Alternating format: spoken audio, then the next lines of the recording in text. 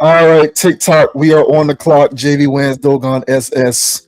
March the 3rd, we are here for another edition of Conscious Approach on YouTube. Yeah. Major shouts out, as always, to the community who has been subscribing to the channel and engaging with the content. We cannot thank you enough. As always, we want to get a couple of housekeeping things out of the way. Check out the podcast on Amazon Music, Apple Podcasts, and Spotify so that you can download us if you like to listen as opposed to watching. Also, if this is your first time checking us out, go ahead and hit that subscribe button so that you can get notifications whenever new content is published to the channel. It is the highest form of flattery to afford us your digital currency, and we do not take it for granted. What else? We also have a TikTok page at Con Approach, CONAPPROACH. Not all of the content is shared there, but good bits of it is. So go ahead and check that out as well. Otherwise, we thank everybody for joining us each and every week. This is how we like to kick it on Tuesdays. But we're gonna go ahead and get right into it, man. We have a lot of interesting topics to talk about tonight. I can't wait to get the community's feedback on some of these topics. They are quite interesting and fascinating. The first thing that we are going to get into is newcomer to the channel, comedian Deon Cole, and friend of the friend of the channel, Nicki Minaj. Nicki Minaj she's an emeritus at this point. She's a friend of the channel, but Deon Cole is new. Deon Cole, a stand-up comedian. He's been a writer on various television programs. He's done a lot of stand-up specials. He's associated with Conan O'Brien. I think he wrote on Conan O'Brien's late night shows back in those heydays. And Deon Cole was the host of this year's NAACP Image Awards. And when people, when the show starts, the host has their opening monologue. And most comedians usually use that time as like a pseudo stand-up set. And so Deon Cole was doing his thing, giving his jokes, and Nicki Minaj was a part of his monologue set. And, he got some laughs out of the audience, but apparently there were a lot of people online who didn't like what he had to say about Nicki Minaj. So we'll go ahead and get right into this because it's the reaction online that has me particularly puzzled. So this says Deon Cole makes fun of Nicki Minaj during NAACP Image Awards prayer. Nicki Minaj is known to clap back at her critics online, so we'll see what comes of this recent roast session at the NAACP Image Awards on Saturday, February 28th. During his opening monologue as host, Deon Cole led a mock prayer for the audience, during which he roasted the Trinidadian superstar. The Nicki section of Cole's prayer begins at around the 3-minute, 20-second mark of the YouTube video below. It came after a lot of other social commentary and pop culture jokes and immediately followed a comment on 50 Cent's pettiness. He took aim at Minaj's current standing, most likely due to her controversial support of U.S. President Donald Trump, and even took shots at her body. So I'm not going to read the quote because we're going to go ahead and play the clip. After all, Nicki Minaj has responded to the media's disses before. She recently went wild on Trevor Noah and more for roasting her and Trump at the Grammy Awards, and it was a fiery Twitter rant. For those unaware, Nicki Minaj's support of Donald Trump did not happen overnight. Rather, a few signs and crossover moments eventually developed into a strong relationship. Minaj's public support crystallized when she supported Trump's claims about persecution of Christians in Nigeria. From there, the FEMC has supported Trump's financial policies and initiatives, called out Democrats in his name, and co-signed his voter ID arguments. So the reasons for this support are numerous, and she continues to stand by her endorsements.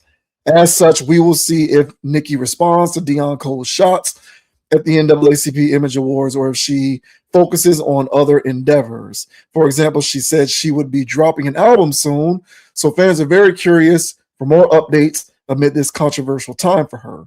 So here is this snippet of this mock prayer during Deon Cole's monologue at the NAACP Image Awards. Lord, that'll help us at work, Lord, definitely. Lord, we want you to bless our sister Nicki Minaj, Lord. Yes. She's been going through a lot lately, Lord, and hasn't been herself, Lord. I believe whatever's in her ass is affecting her brain, Lord. Take it out of her ass, Lord.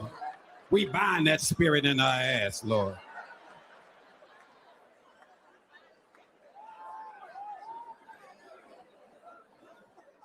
And oh yeah, Lord, before we go, Lord, if there are any white men out. Okay, so that's pretty much it for that. So there's been some follow-up to this. Apparently, the reaction to this wasn't the most positive, which is the point of tonight's segment here. So here's a bit of a follow-up. Deon Cole shares hateful DMs after roasting Nicki Minaj at NAACP Image Awards. Deon Cole hosted the NAACP Image Awards on February 28th, taking comical jabs at the Baptist controversy, Donald Trump, 50 Cent, and many more. But it seems like Nicki Minaj fans in particular did not like his jokes about her, as he took to Instagram to share some of the hateful DMs he received in response to his opening mock prayer. Of course, it's not just the actor and comedian's jokes about the Trinidadian superstar that landed him in hot water. Others pointed to his joke about Tourette syndrome, for example. But in many of the DMs that Cole shared, it seems like Barbz, or just people wanting to defend Nicki, had a lot of particular smoke for him. So I'm going to try and read this as effectively as I can, but there's a lot of suggestive languages in here that are definitely not safe for work. So, quote, keep Nicki out your mouth before I spit on you. B word, F you, quit speaking on the M effing queen name, B word. Notice how nobody even knew who the F you were until you brought her name up. I hope you and all your family members get touched in real life. That ought to teach you. You B word. I can barely get through this. You bleep, bleep, bleep. Keep Nicki name out your effing mouth. Bleep, bleep. Ugly bleep. Here you lame, weak B word. All y'all B words lame. This sadly isn't Nicki Minaj's first media roast, as she popped off on Trevor Noah and many others after he mocked her at the Grammys. As of writing this article, she hasn't responded to Deon Cole yet. Still, beyond just a few Barbz who got in Deon Cole's DMs, some fans wonder why he even took shots at the Young Money FMC to begin with. Although he didn't explicitly mention this or any other reason, Nicki Minaj's controversial support of Donald Trump has landed her in hot water these days. As such, many folks assume that this is the root of the issue. Her endorsement of his policies, stances, and ideologies divided a lot of fans, with many continuing to defend her. We'll see if anything else develops here or if Nicki Minaj will respond to these criticisms. For now, the Barbz are among those taking up the mantle. All right, so this is the state of affairs. Apparently, the pro Nicki Minaj internet is here for all the smoke with Mr. Deon Cole. Wow. What do you make of that? First of all, I'm not surprised that he's receiving those types of aggressive DMs, because the Trinidadian FMC, what is that anyway? The Trinidadian FMC tends to have a lot of NPCs on her roster. Now, if you so happen to come across this video and you're a Nicki Minaj fan and you reject the notion that you're an NPC, you're probably not an NPC. But I would also argue that there are a lot of Nicki fans that indeed fit into that category of them being NPCs. And so this is an automated response to anybody out there that seems to, take shots at the FMC. And so listen, man, it was clean. It was a clean joke. It was clean. It was clean roastage. If you ask me, it made me laugh. It made me laugh. I really don't laugh at Deon Cole, but he made me chuckle right there. Because it was a good little set and it was a good little bit. And honestly, if you can't take those types of jokes in stride, this is celebrity on celebrity, an award ceremony. Just go ahead and take that on the chin. Now, I've seen I've also seen the parts of the argument where it's the NAACP, and this is meant to be building up the Black nation, the Black aesthetic, Black excellence, and throwing fellow Blacks under the bus is frowned upon. All right, at such a ceremony, so that he should have saved that for the BET Awards, for instance, or some type of comedy awards, or an actual sanctioned roast. But instead, he decided to bring this up on the day that we're honoring African Americans, and he took that as an opportunity to take shots for possibly political reasons. But listen, I'm not co-signing that, because we've also covered other topics dealing with the NAACP awards, where they're actually giving awards to shows like P-Valley and other shows part of the 50 Cent universe, and they're giving those types of shows awards. You're not dealing with an award ceremony that is uplifting Black people. You're dealing with an award ceremony for clicks and views. And one thing that Mr. Deon did here was he did a roast that got clicks and views. So he did his job.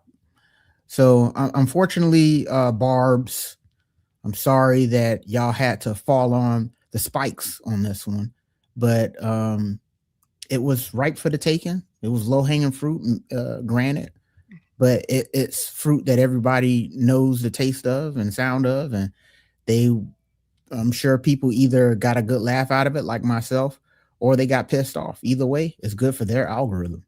But what are your thoughts, man, on Sir Deon Cole roasting Nicki Minaj and then receiving the backlash afterwards? What are your thoughts, bro? Well, I don't have an issue with Deon Cole's monologue at all. I thought it was funny. Side note, Deon Cole is actually underrated. You look up a couple of his stand-up specials, I think you'll like him. He's kind of legitimately funny. But he's also over 50 too. I don't know. There's something about younger comedians I just can't get into them. That's fair. But real quick before you go on, so yeah, you told me about the audio. Your audio sounds good, but you are a little robust, so probably the gains is a little too high. So how about now? All right, so yeah, I think that sounds a little good. I'll hear it when you're actually like getting into it, but that sounds pretty good. Okay. So I'm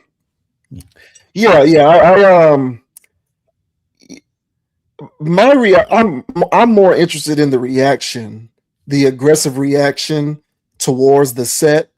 I agree with the article's take in that the impetus for going after Nicki Minaj in that capacity comes from her recent political stances. I do think that.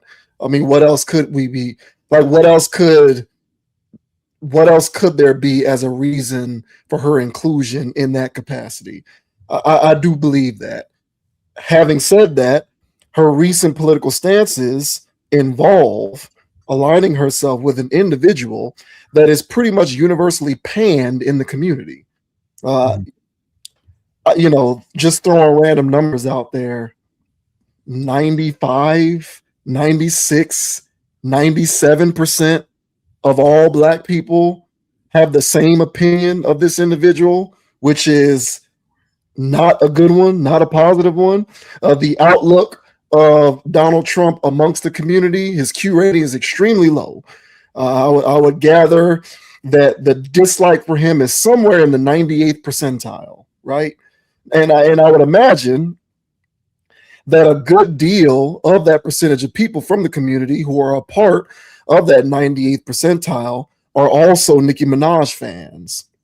So what strikes me as quite interesting is the idea that not even her allegiance to an individual with such a low rating among the community is enough to supersede the zombie-like allegiance to her as a fan. I find that personally interesting. And I think it speaks to, if it is true, see, I'm inclined to believe that those were bots. Like, I'm because of the strong level of disdain that I know people have towards this individual that she has ideologically aligned herself with. I am inclined to believe that those responses towards Deon Cole weren't even real humans.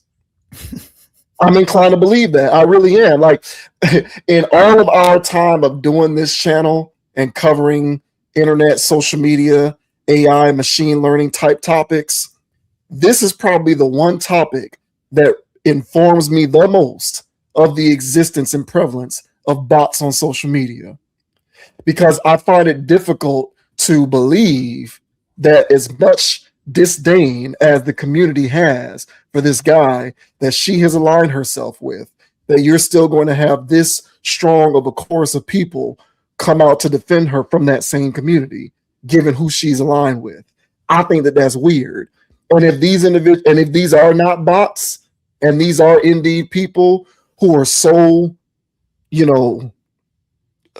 consumed in the Nicki Minaj Kool-Aid that despite said allegiance, they're still going to unmute on Deon Cole for a joke at an award show. It exposes the lengths to which celebrity hero worship has devolved to in our current culture, which is to say that as bad as it used to be, it's gotten even worse and scarier. Because, like I said before, you can't find a single person within your immediate proximity, let alone in the community, who has a positive thing to say about Orange Man, right? At this point.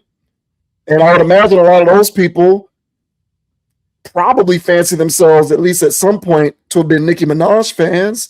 So is your fandom of her enough to supersede your disdain for this guy, which, as far as I can tell, observationally, is quite a bit of disdain?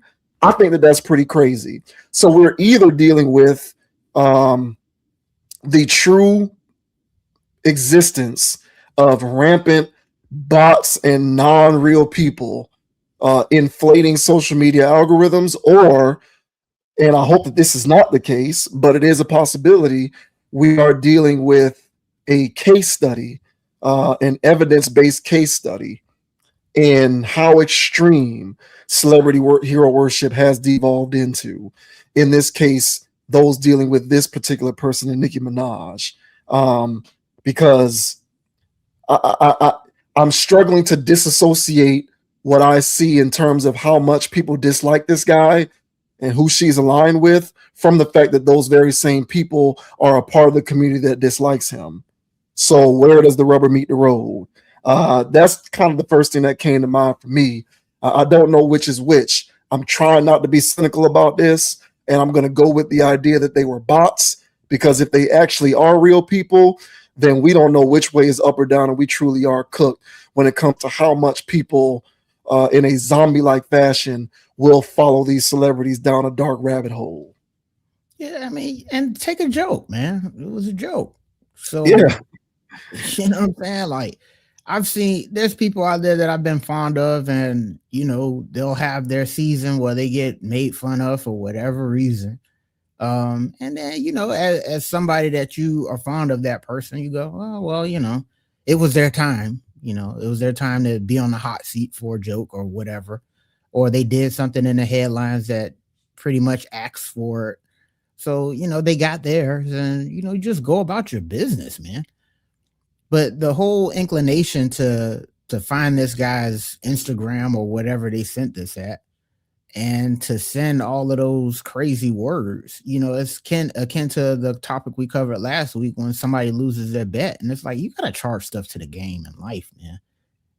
All of these people making things personal. You just got to you just got to learn how to take stuff on the chin and realize that these celebrities are just that. They're just avatars and people for sale. People, I mean, do you really, even if you're a Nicki supporter and a Nicki fan and you still consider yourself a Barb, I mean, at this point, given the fact that all of this stuff that's going on in this country recently, and she's still entitled to her political opinion, of course, but the 180 that she made and how hard she's riding for that side of the fence, I mean, at this point, you know, she's getting paid off. You know, I mean, this is a check for her. So she's doing this because for her bottom line, because it's not like she's releasing any hot tracks lately. Like, and I guess the thing said that she is coming out with something, but nobody's checking for her outside anymore. So she still has our core fans, which I'm sure, but the mainstream appeal for Nicki Minaj has gone down, much like many of these musicians out here, man. So, you know, at some point you got to learn how to take a joke, but this is where we're at, where people are taking jokes to a celebrity very personal to themselves. And, you know, at that point, by nature, so even if they aren't bots, technically bots, they are humans that are operating like bots, therefore they're NPCs.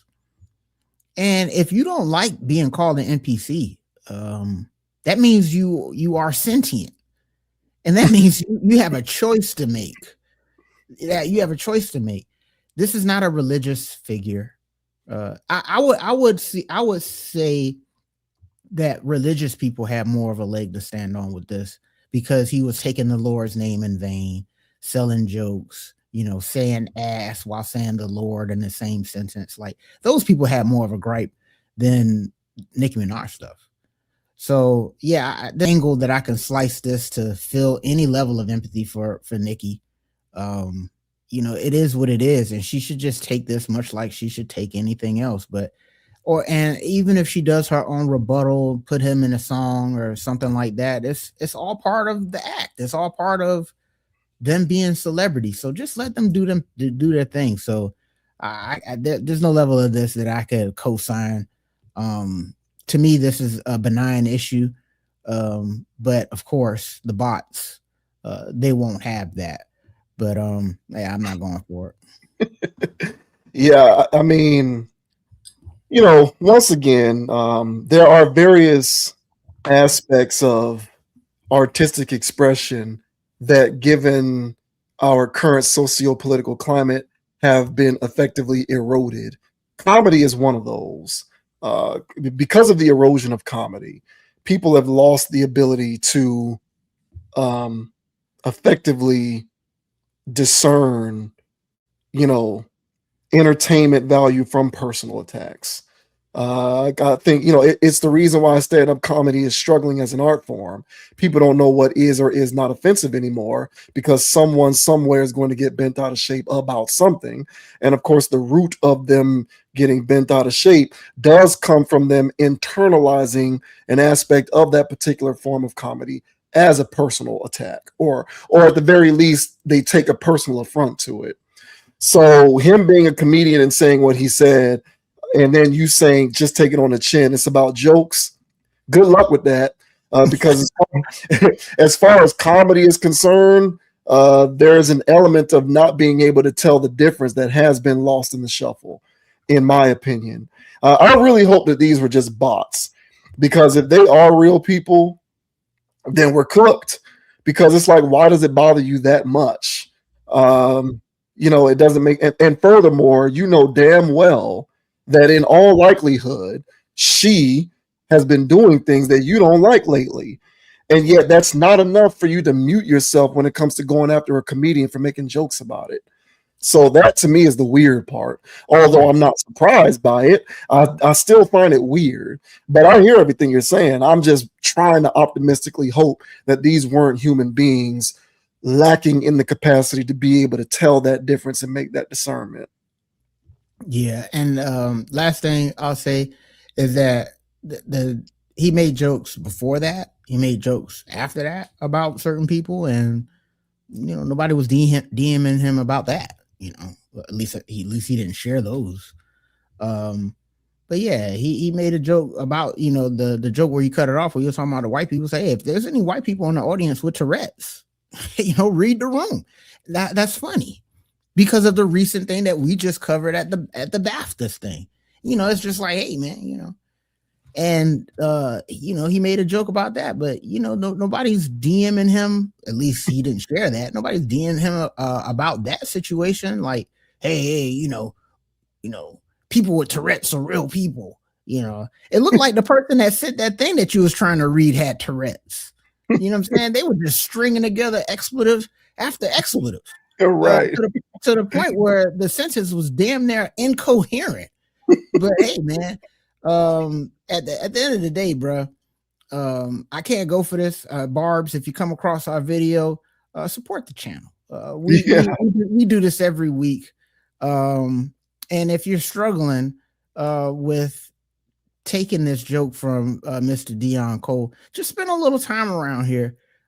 You'll finally start to see, that there's another side to life than worshiping some woman who is selling ideologies because she's literally getting paid to do so.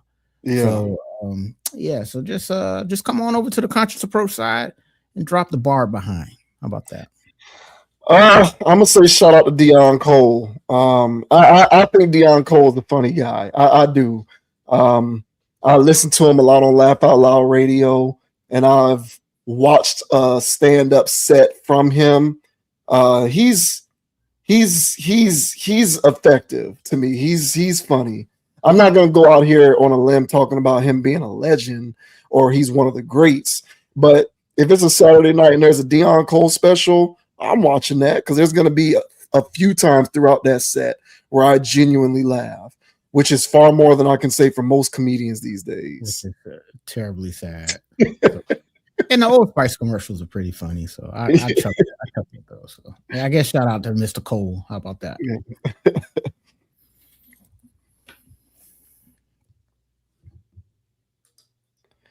And from Deon Cole, we move on to Amanda Seales. Amanda Seales is not yet a friend of the channel, although we have covered her before. Same with Ryan Coogler. We've covered him before, but he's not a friend of the channel quite yet. But Amanda Seales has smoke for Ryan Coogler, who is the director of the movie Sinners, which is nominated for a lot of Oscars. So there's a lot of excitement, I guess, around this situation. There's anticipation about how Sinners is going to do at the upcoming Academy Awards. Ryan Coogler, his frequent collaborator, Michael B. Jordan, who he also directs in the Black Panther movies, or he also directed in the first Black Panther movie, rather. Well, Michael B. Jordan made an appearance in the second one, but he was starring in the first one. And, Ryan Coogler's movies tend to be laced with some socio-political commentary. Sinners is no different in that regard. And so Amanda Seales is kind of calling Ryan Coogler out for being so eager to appear at the Academy Awards, given the socio-political nature of his art. She kind of feels like he's a hypocrite for making movies that talk about cultural appropriation and systemic racism and inequality, but still wanting to go to the Oscars, which to Amanda Seales represents an institution that is still pretty much existing within the parameters of those various systemic inequalities. And so she has smoke for Ryan Coogler. This says Amanda Seales blasts Ryan Coogler for attending the Oscars. Amanda Seales says it's hypocritical of Ryan Coogler to be attending the Academy Awards ceremony, despite centering his latest film, Sinners, around the idea of cultural assimilation. She explained her stance on the matter during a lengthy video rant on social media earlier this week. So I'm not going to read the quotes here because I'm going to let her speak for herself. The Academy Awards, Coogler and Sinners will be competing for a record-breaking 16 Oscar nominations. They include Best Picture, Best Director, Best Actor, Best Supporting Actor, Best Supporting Actress, Best Original Screenplay, Best Cinematography, Best Original Score, and more. Discussing the feat with Deadline in January, Coogler admitted he wasn't expecting such recognition. I did not have any expectations when it came to the recognition of what the team did. For me, people just showing up to the movies and having a good time, that would have been enough. This is worth all the effort. But that people would consider the craft and the achievements that went into it individually, it's so rewarding. At the Academy Awards, Sinners will be competing against numerous other popular films to release in 2025. These include One Battle After Another, Sentimental Value, Hamnet, Marty Supreme, and more. Michael B. Jordan is competing for Best Actor for his role in the film, while Delroy Lindo is up for Best Supporting Actor. All right, so here is Amanda Seales going off on Ryan Coogler. Let them crackers be amongst themselves. I'll keep showing up to these racist ass places and expecting racism not to happen. Stop supporting this shit. Let them crackers be amongst themselves. You know, I don't know why we keep showing up to these places expecting respect. Okay, Kerbin, you had 3 strikes and you are out. You had nothing valid to say. You asked me twice about Dr. Umar and then asked would I consider dating a man younger than me. Go away. I just don't see the point. Why are you going to the Oscars, the BAFTAs, like Ryan Coogler, whose work I love and who I respect, is gonna go to the Grammy. It's gonna go to the Oscars. And his whole movie is about how assimilation is what. All right, is that it? No. Killing black people. And he's gonna go to the Oscars. Why would you make that movie and then show up in the places and spaces of assimilation? No, the best NBA player does not have to go to the finals no matter how racist. And comparing playing on a team to being somebody who has made a movie and is funded are completely false equivalencies. I don't even understand why you thought that made any sense. All right, there you go. There's Miss Seals eagerly approaching friend of the channel status. So do you think Amanda Seales has a point here in her analysis when it comes to Ryan Coogler and his movies and the award shows? So if we lived in a world filled with unicorns, mythical creatures, at that point, I would say that Amanda had a point there, because in Amanda's point, this guy, Mr. Coogler, would have to be an independent thinker, a man of his own, somebody that isn't bought and paid for, somebody that is thrusted upon the Black community as the new next up and coming talented director, producer man. But since he is a chosen one, if you ask me, he's playing his role.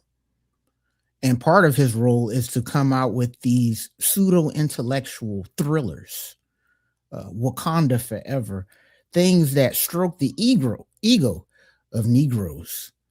That's Mr. Coogler's job.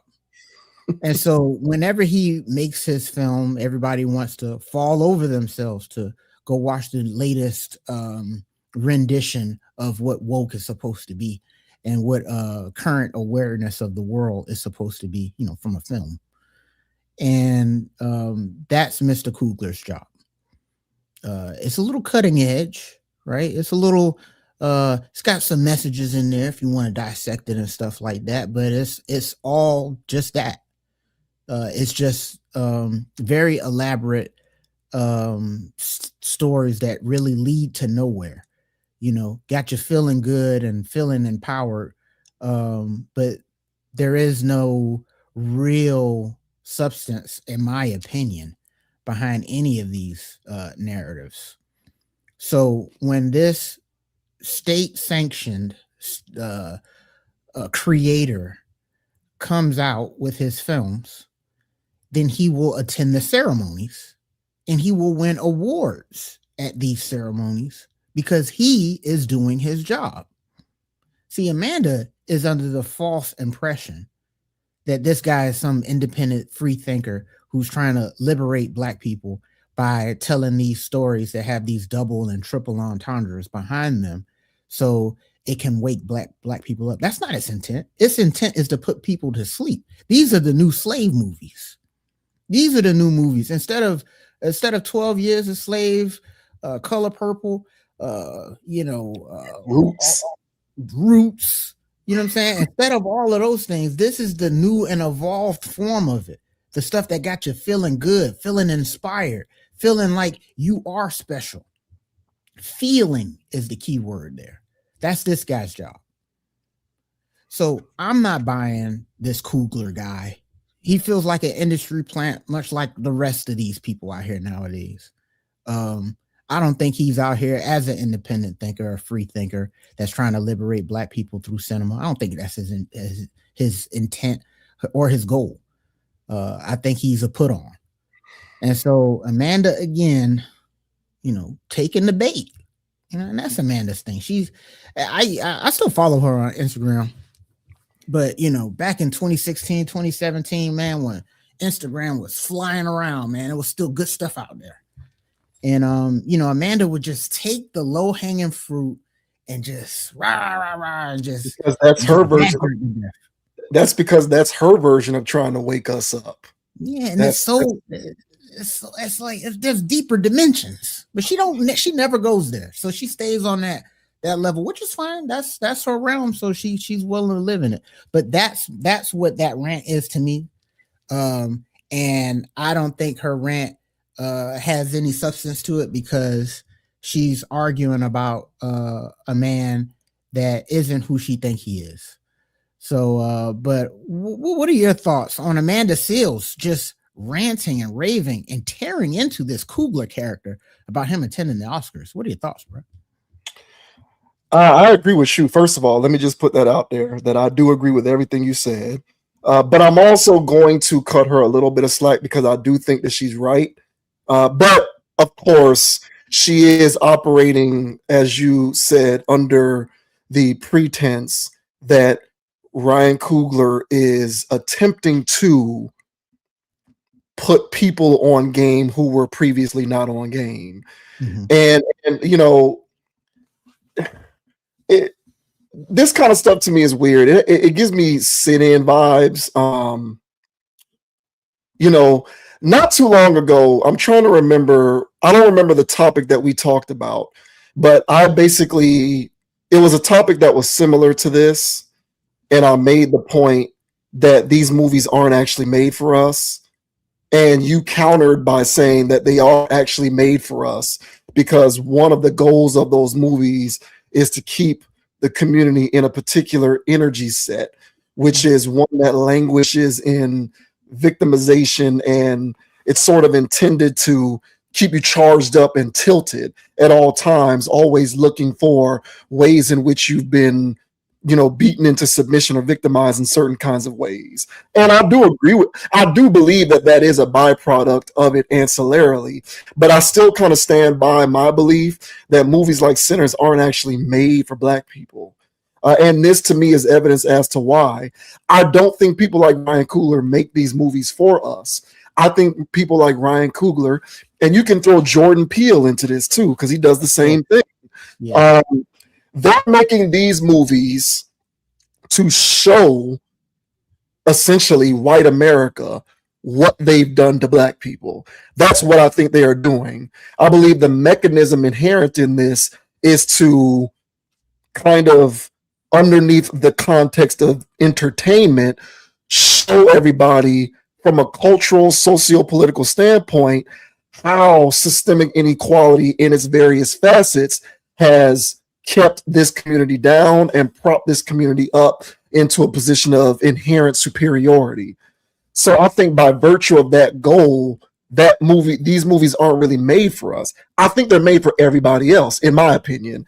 Well, I'll say this. They're made for everybody with different goals, But I think going into it, I think Ryan Coogler's goal is to show the world, or more specifically, white America, what is done to black people. And I think the entertainment industry is more and more welcoming of that kind of content because of the way that it's structured. So what ends up happening is you get lauded and celebrated for that kind of art, and you get recognized for it at these award shows. In my opinion, an individual such as Ryan Coogler looks at recognition at the Academy Awards as evidence that the messages inherent in his movies are getting through to people. That's how I think he looks at it. Just like I think Jordan Peele looks at the success of Get Out and the receptiveness of it as evidence that the underlying theme inherent in the movie is getting through to people. Thus, he is doing his part to contributing to make the world a better place.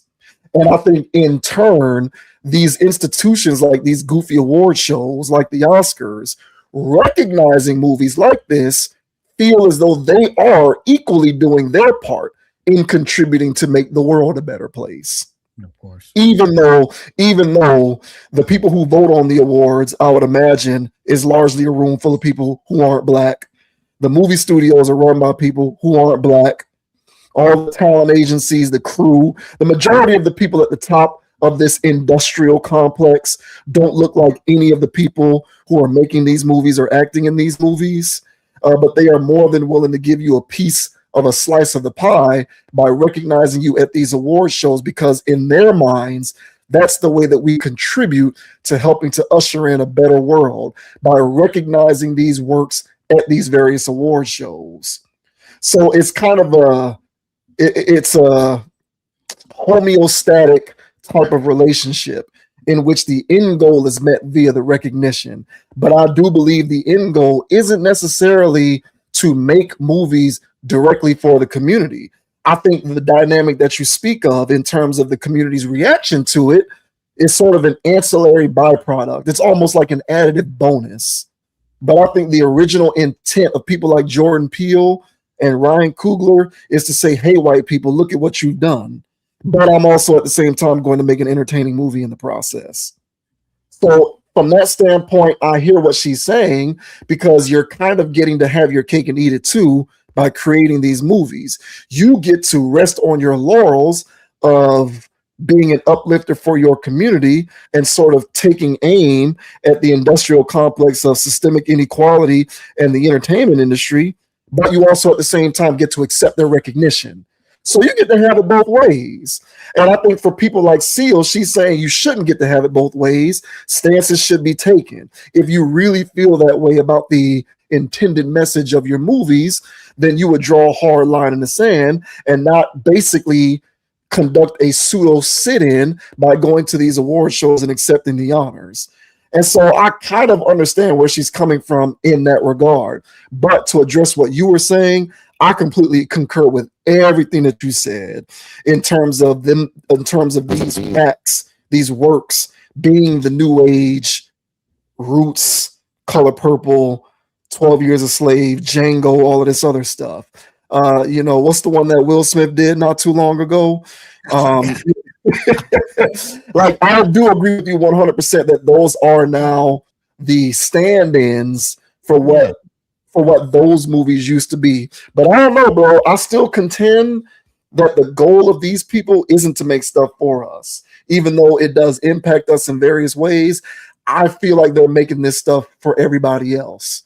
And I think that they are receiving a somewhat double standard type of benefit, because they get to make their stances, subject everyone to them, but also go to those institutions and accept recognition for those stances. And for them, accepting the recognition is validation that their work is being received in the manner that they are anticipating it being received. But if I were him or Peele, or any of these other individuals who do believe that their intended works are indeed having that kind of an impact, I think twice. Because the last time I checked, that industry is still being run by people who don't look like you. And the people who are affording all the opportunities are still mostly statistically people who don't look like you.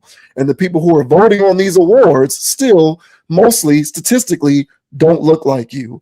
And the vast majority of the executive producers and the producers and everybody else who's eating off the top the most are people who don't look like you. So at the end of the day, is it really having the intended impact that you're looking for? Yeah, exactly, bro. And so theoretically speaking, the people that were villainized in the movie Sinners are the people that are giving him the award. Exactly. Yes. And so, and this is why I think, because I hear your point, and this is why I think both are true. I think my point is true, and I think yours is true, because it doesn't. I don't think it has to be either or. And I think they've gotten to the point where they know how to kill multiple birds with one stone. And the mere fact that these movies are just aesthetic, you know, they're feel good, they arouse emotion, and they arouse other things in the Black community that are watching it. It's a two-handed thing. And then on the back end for the rest of the world, and they're going, oh, this is how Black people were being treated by the whites. Oh man. But then here comes white man, and says, hey guys, here's your award. We recognize how we've been over these years, and we don't want to subjugate you guys to your own category. No, you guys can come here to our prestigious awards and get nominated for 16 to 17. Yeah, that's what it is. Yeah. It's both. Yeah. It's both. I think it's both. Yeah. Yeah. And so it's a concert of deception, if you ask me.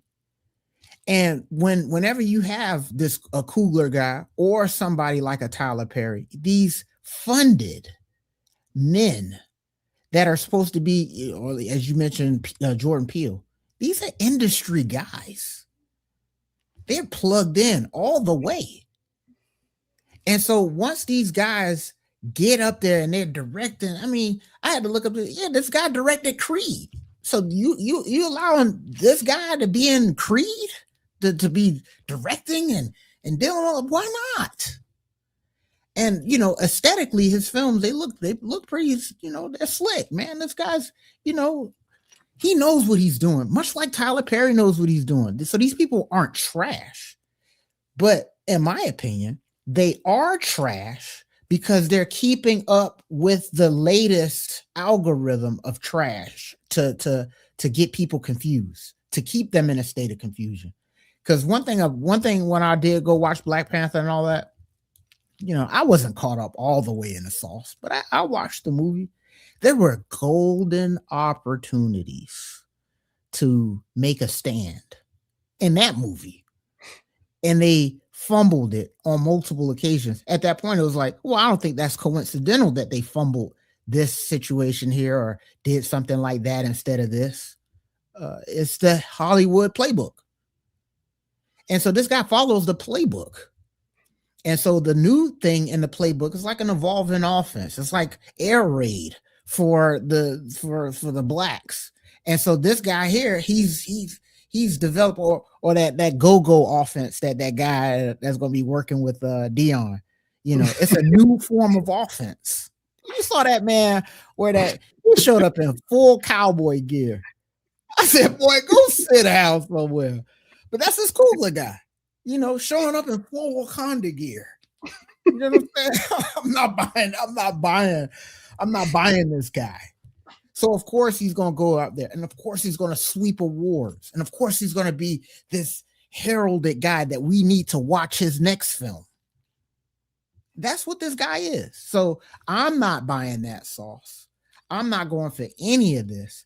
And for Amanda Seales, to bring it back to her, for her to not see that, because she calls herself a tinfoil hat person. No, she's looking at it very surface level, as you put. Yeah. And that's why she's good. No, I'm just saying she's given too much more credit than she deserves. Like, no, she does not see that. She looks at it at a very baseline level of, no, Coogler, you do have the responsibility to be a part of uplifting our community, and so you shouldn't go to this place. And there's a clear disconnect, because in his mind, making this movie so that he's recognized at the Academy Awards is his definition of doing something to uplift his community. That's what,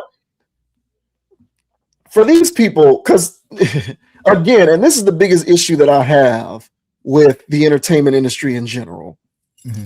They feel as though allowing these movies to be greenlit and awarding these movies at these award shows and whatnot, whether it's the director, the movie itself, the actors involved, I don't give a damn. It could be the cinematographer, I don't care. But the idea is that the movie being greenlit is a sign of progress and uplifting the community. Correct. And furthermore, the movie being recognized in this capacity also is an indication of progress and a move forward in uplifting the community. Meanwhile, as I put it, who are the studio execs who are black? Exactly. Who are the CEOs of these companies, these multinational conglomerates who are black? You know, who are the VPs and the COOs and the CFOs? You know, who are all of the talent agents who are black? They're none to be found. So the apparatus at the very top is still controlled and still looks very, what's the word I'm looking for? Homogenized. There you go. It's still like culturally, and this is me not. I'm not going on a racial or anti-white people rant. I'm just stating facts here. Like like this industrial complex that is the entertainment industry is still being controlled at the very top by a very culturally homogenized profile of a human being. Yeah. And unless that part changes, you're not uplifting or fixing anything. All we're doing is just handing awards and trophies out. So to your point, because I agree 100%, who gives a damn about these goofy movies? Who doesn't know this stuff already? Who doesn't know about cultural appropriation? Who doesn't know about assimilation? We already know this. Correct. I would imagine most intelligent humans, let alone aware, socially conscious black people, already know these things. So you're not telling some story that people aren't already aware of.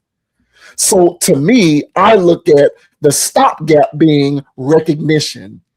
And that's the end goal to me. So I think his goal and people like him isn't to create a new world necessarily. It's to be recognized. And for them, the mere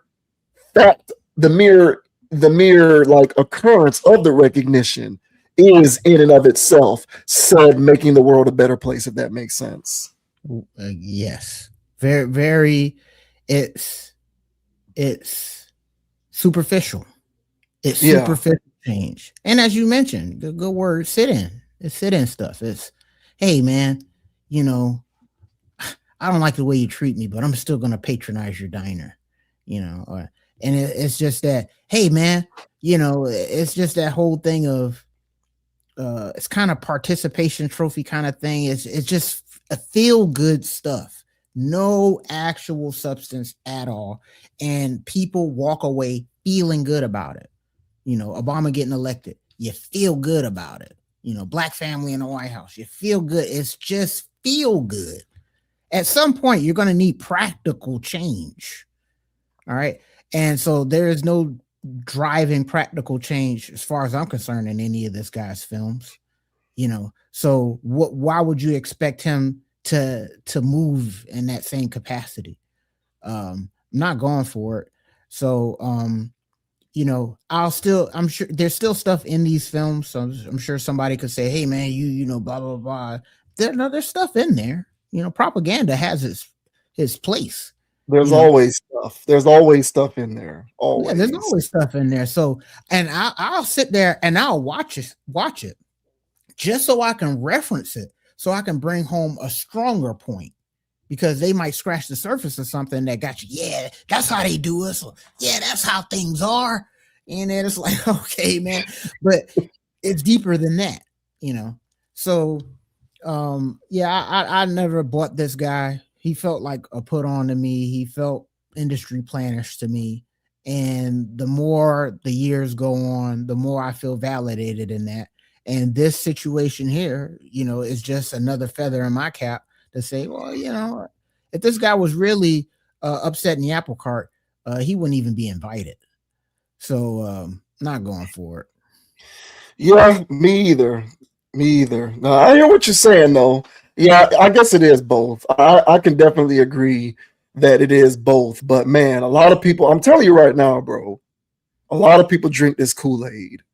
I think we're definitely on the outside looking in when it comes to this kind of stuff. I think both within and outside of the community, Sinners is being looked at as like a true cultural achievement. Yeah, that's gonna really usher us forward in progress, you know.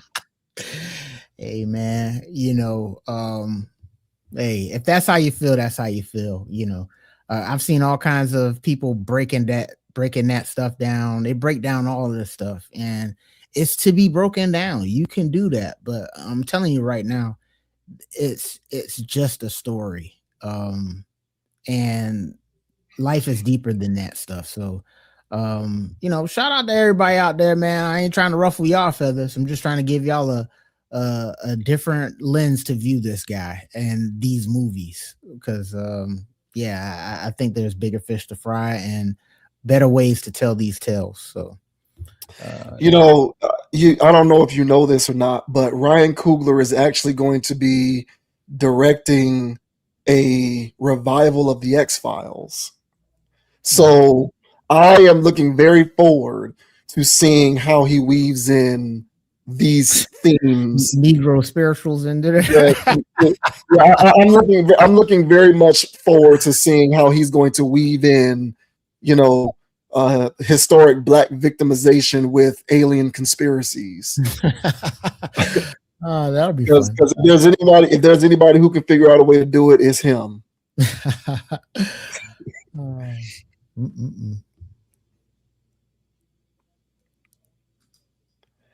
Now we move on to the NBA, and more specifically the Atlanta Hawks, who are going to be, in very short order, hosting a themed night behind Magic City, which is a famous strip club in Atlanta. The Atlanta Hawks are gearing up to host their Magic City night, and there's going to be all sorts of programming and themes and events centered around Magic City in Atlanta. And there's one individual in particular who does not appreciate this, a guy who goes by the name of Luke Cornett. Luke Cornett, I believe he plays for the Spurs, and he wrote like a letter petitioning to the NBA, right? Why this isn't a good idea and why the NBA should step in and not allow Magic City night to go on as planned. But I saw this last week and I thought that it was very interesting. So an NBA franchise is actually going to host a themed night in honor of a strip club. In this case, Magic City in Atlanta, being hosted by the Atlanta Hawks. So this says this NBA player urges the league to reconsider the Hawks Magic City night. The Atlanta Hawks are leaning all the way into local culture for an upcoming home game, but not everyone in the league is on board. Late last month, the team revealed plans for a theme night centered around Magic City, the well-known Atlanta strip club, during its March 16th matchup against the Orlando Magic.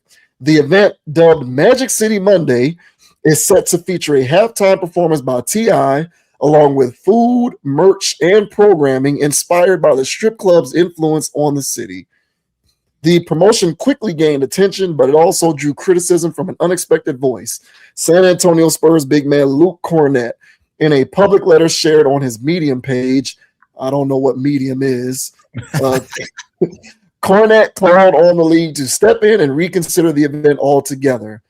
The NBA should desire to protect and esteem women, Cornett wrote, adding that the league should help foster an atmosphere that is protective and respectful of the daughters, wives, sisters, mothers, and partners that we know and love.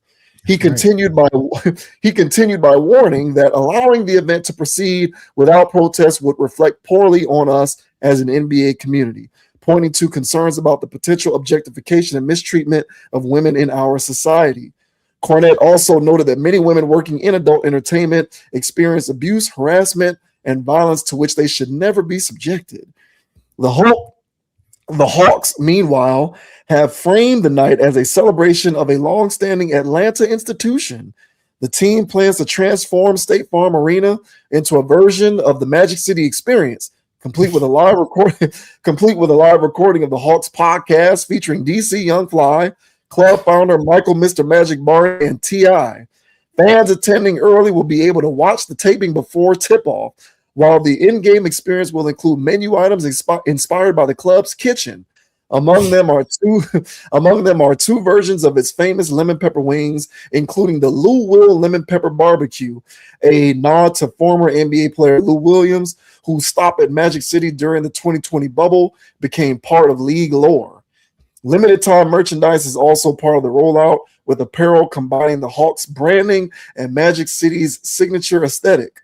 Team executives emphasize the cultural angle behind the collaboration. This collaboration and theme night is very meaningful to me, said Jamie Gertz, referencing the broader impact of Magic City on Atlanta culture. Hawks executive Melissa Proctor added that the goal is to deliver an authentic, true to Atlanta inspired game experience. Tickets for both the game and the pregame podcast taping are currently available. So, your takes are on Magic City night on a March 16th Atlanta Hawks game versus the Orlando Magic, as well as Luke Cornett's opposition to this. How insulting. How insulting. And honestly, bro, you know, the city of Atlanta, I don't know how they feel about this. I don't know if they think this is lit or what. I would be extremely insulted. I was insulted as you continued to read that. Because look, on one hand, you got to get people to come to these games. So I know that that's a big driving force to this. So what better to get these guys out to the game than ass? So let's offer them Magic City at a basketball game. That'll get them come on. Let's get T.I. out of here. You know, let's get T.I. doing Rubber Band Man at halftime. Let's serve these Negroes chicken wings because, well, it's a staple at Magic City, but these Negroes also can't resist a good chicken wing. And this is straight out of Boondocks, bro. This is straight out of a satirical, Dave Chappelle skit. At what point are people going to get offended by this stuff? I understand that there's decision makers and stuff like that are black for the Hawks and for the Atlanta Falcons. Because it's a black market, they do a lot of stuff that's black centric. You know, draft black quarterbacks, do all of this other stuff, hire black coach, So they do all of this stuff to get everybody involved in the region to come patronize their athletics. But this is not the way to do it. Basketball games are a family event. I cannot stress that enough.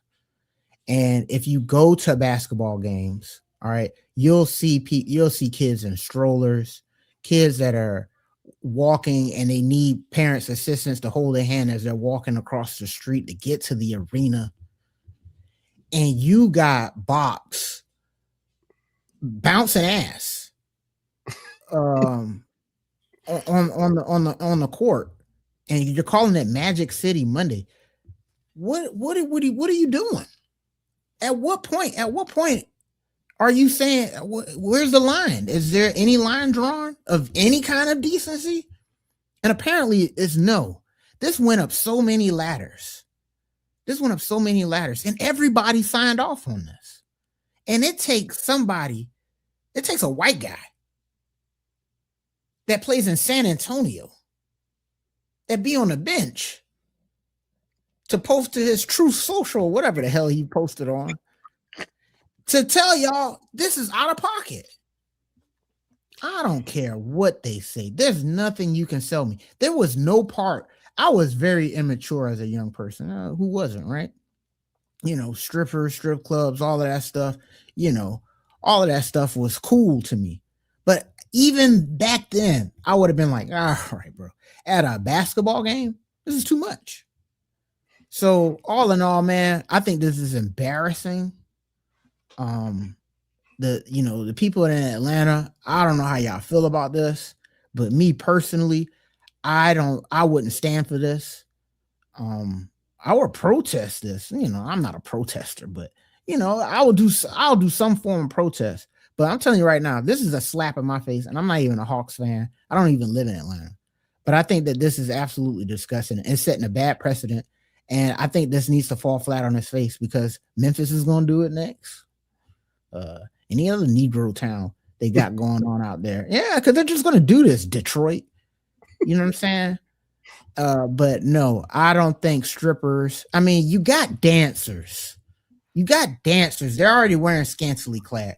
We don't need strippers. And we don't need the name. So not going for this. I do not like it. I think it's embarrassing.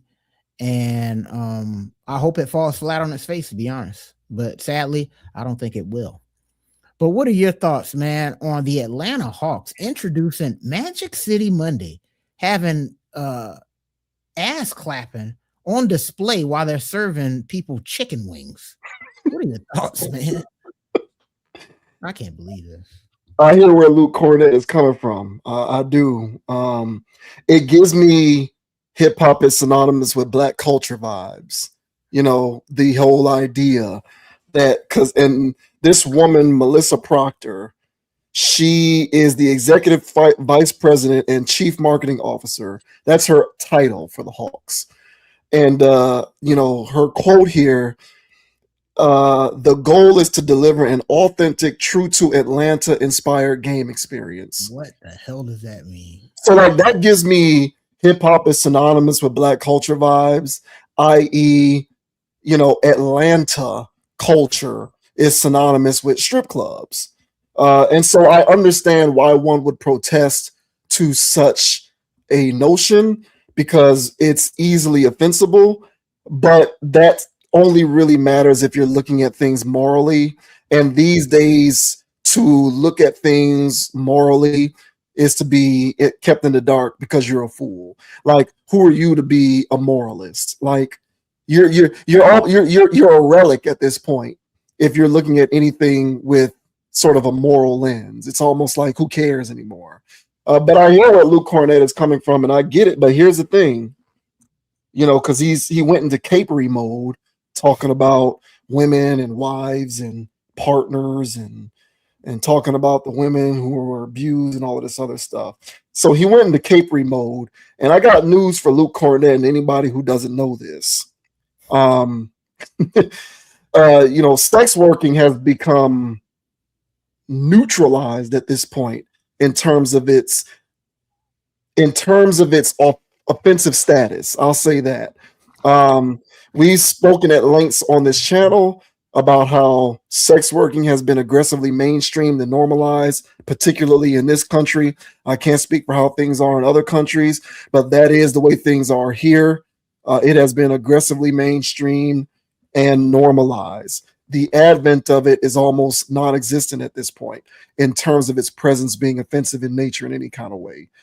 It's almost like a who cares type deal anymore. Sex working, and you have elected officials, politicians who act on behalf of the public, so-called, saying things on the record like sex work is work.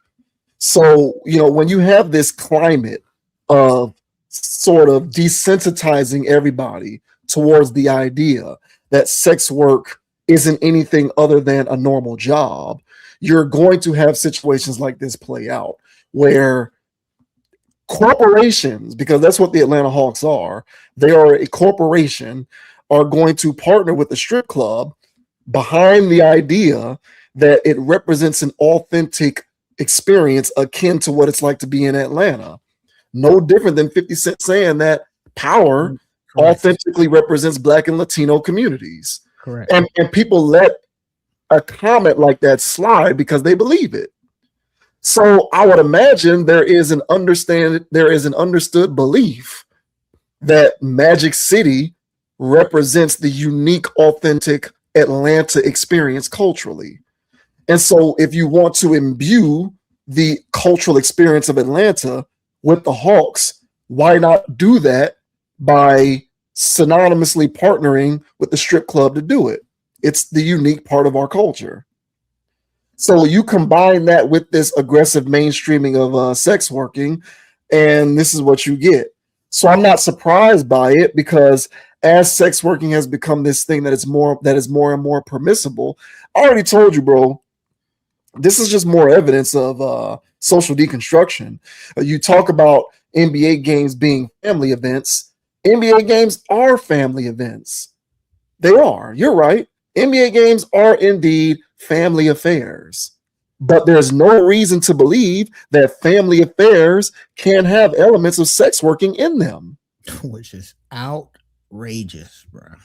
That's where we are with that. That is a tenet of social deconstruction. Why can't we have a family affair in which there are elements of sex working? Who's to say we can't? What is family event? What is a family affair? It's whatever I want it to be. It's whatever I designed for it to be. It's whatever we, the Atlanta Hawks, deem it to be.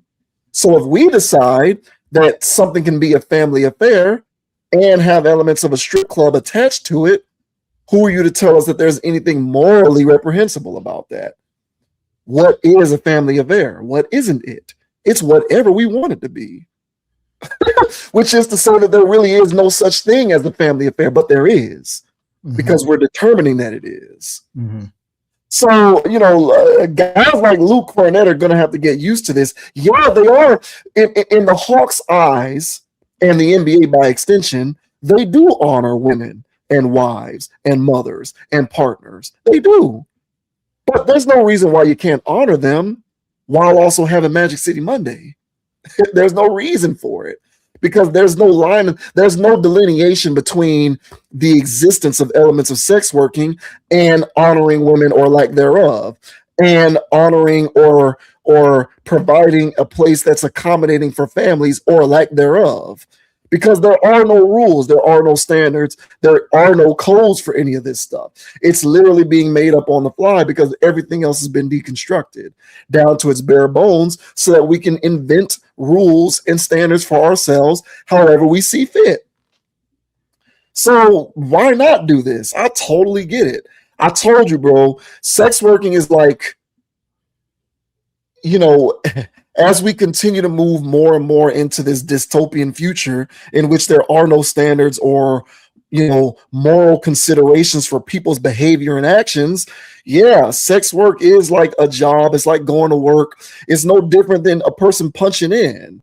You're just punching in with your body, which has always been a thing, but we always knew the place to put it. It was always contextualized accordingly. Now we're stripping that contextualization away so that it's just a free market society. Everybody do what they want because the rules no longer apply as they used to be constituted. So yeah, you're right. I mean, who knows what the next theme similar to this is going to be, but there's going to be another one. Consider this testing grounds. This is proving grounds for more events like this, because I don't see any reason for it to slow down at all. Yeah, this is I didn't expect to see this level of crossover from a major corporation, from a major sports institution, but the NBA it's been jumped the shark, as you like to say, right? So they are in 100%. This is desperation, man. I mean, are y'all gonna start selling box at these games too? Like, y'all gonna just basically just turn it into a burlesque house? Well, let it become legal. and if it becomes legal, you never know. That's all I'm saying. I draw the line here. I draw the line here with this. Again, at my most delusional self as a young person, I still would have felt like this was too far. And as an adult, and I normally could just make jokes of stuff. This is really getting to me of how offensive this is.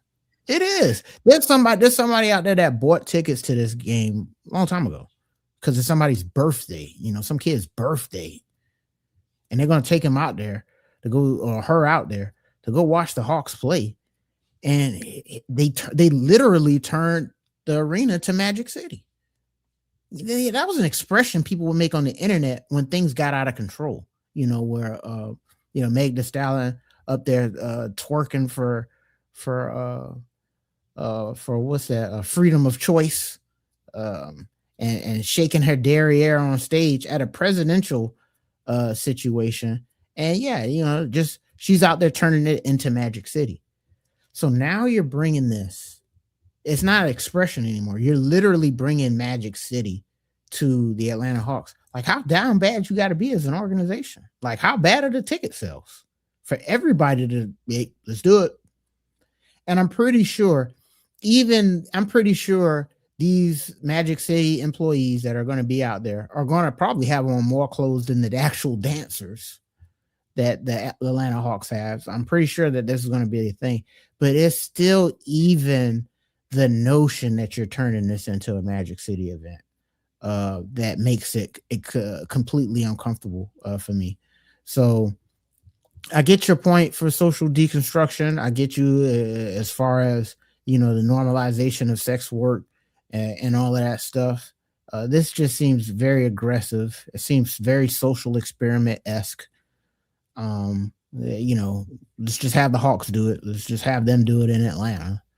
If it falls flat on its face, it was Atlanta, but if this is a thing where it grows and becomes an actual thing, let's not be surprised when Memphis picks it up, when Brooklyn picks it up, Detroit, but a classy organization like the Spurs would never. And I guess Charles Barkley would say there's no type of women in San Antonio that would make the people come out. But in all seriousness, man, I actually hate this. And I think it's a horrible idea.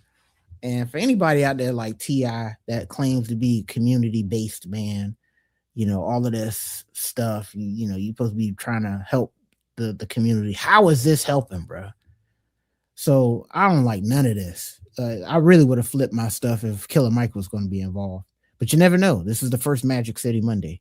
So who knows? Yeah. I just think that this is the continuing, ongoing evolution of what we're seeing unfold. Well, there was a point that I was going to make, but it slipped my mind.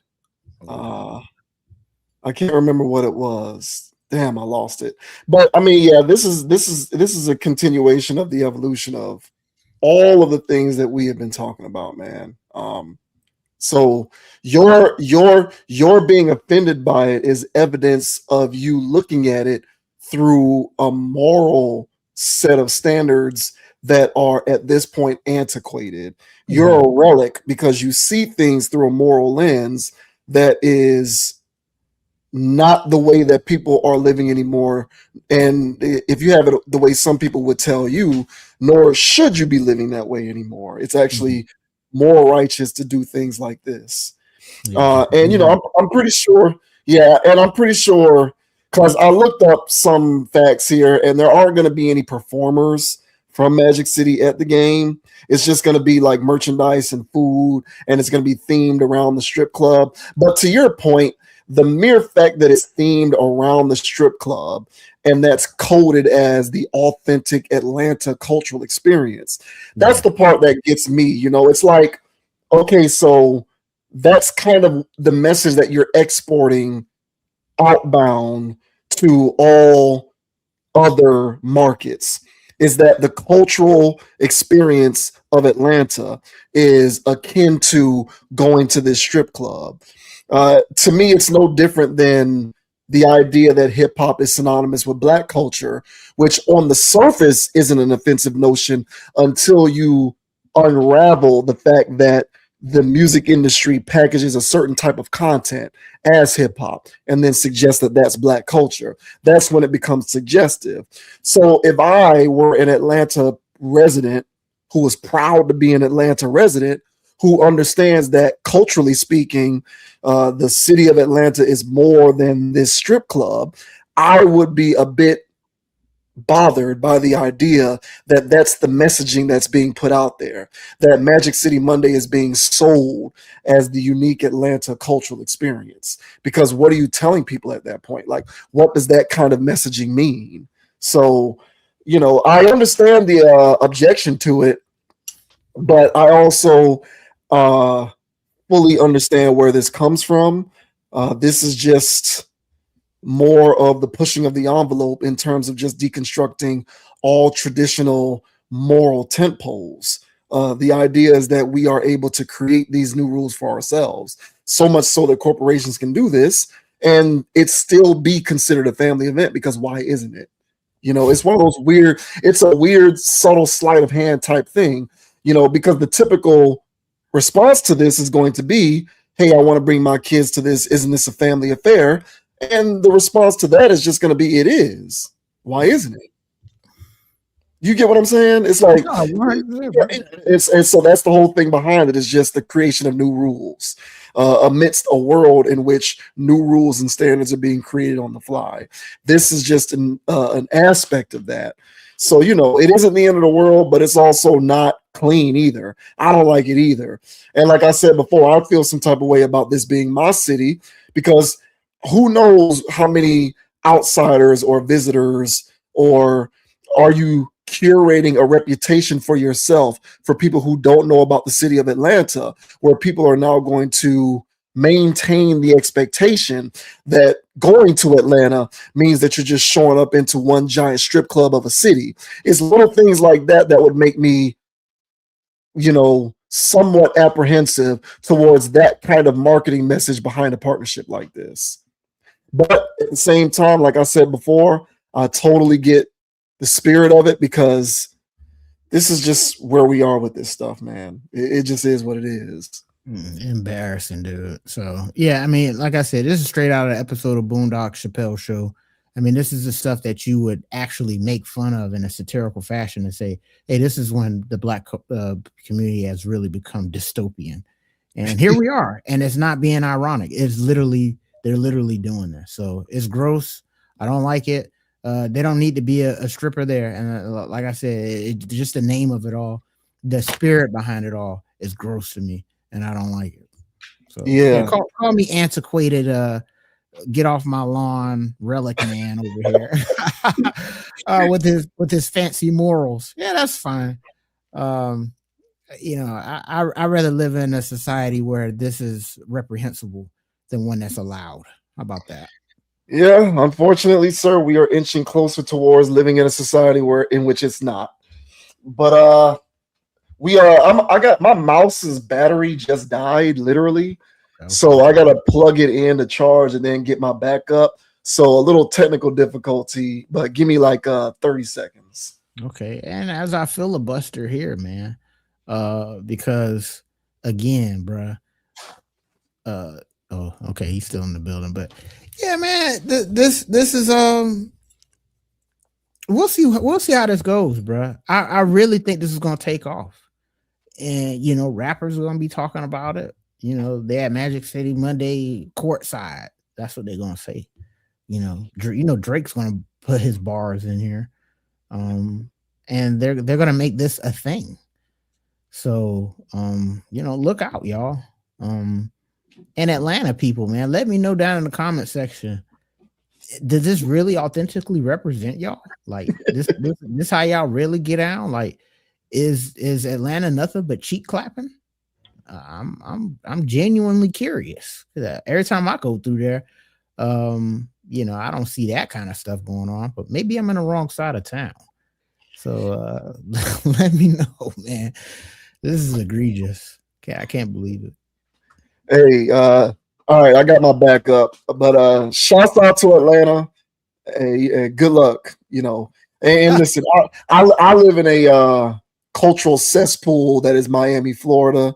So trust me, I am no stranger to the degradation of moral standards. But you know, I would be unmuting if I genuinely felt some displeasure with a move like this. So we'll see how things turn out as time progresses. And shout out to Luke Cornett, man. Hell yeah.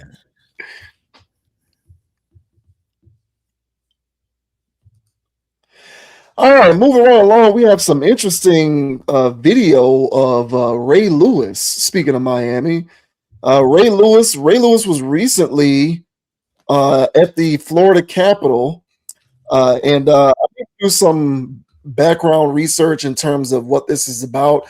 The legislative session is currently taking place here in Florida.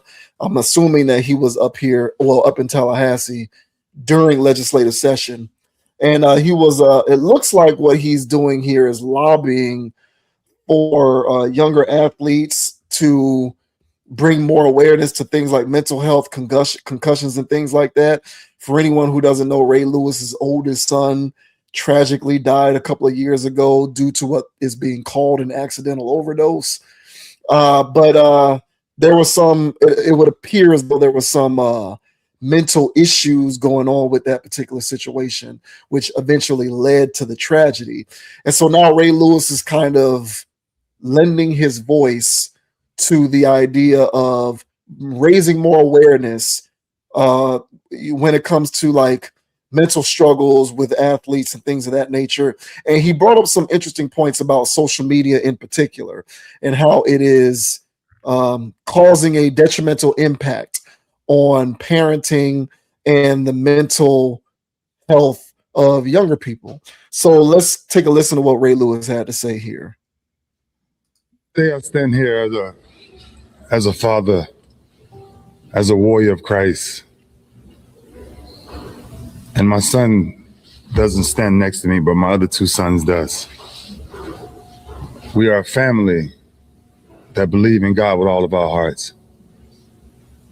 And there are a lot of issues on why our kids are dying. There's a lot of things that we need to take a different approach about when we think about the things that our children are being exposed to. Social media is worse than drugs now because it's taken the ability from being a parent simply away. Instead of hugging a child, we now give them an iPad or an iPhone. There are so many things that if I was to challenge anyone, the one thing you never want to endure in life is having to bury your child. It's one of the hardest things you'll ever do in your life. And the thing that hurts the most is Rondell, 25 years old. What is it that we're not hearing? What is it that we're not saying?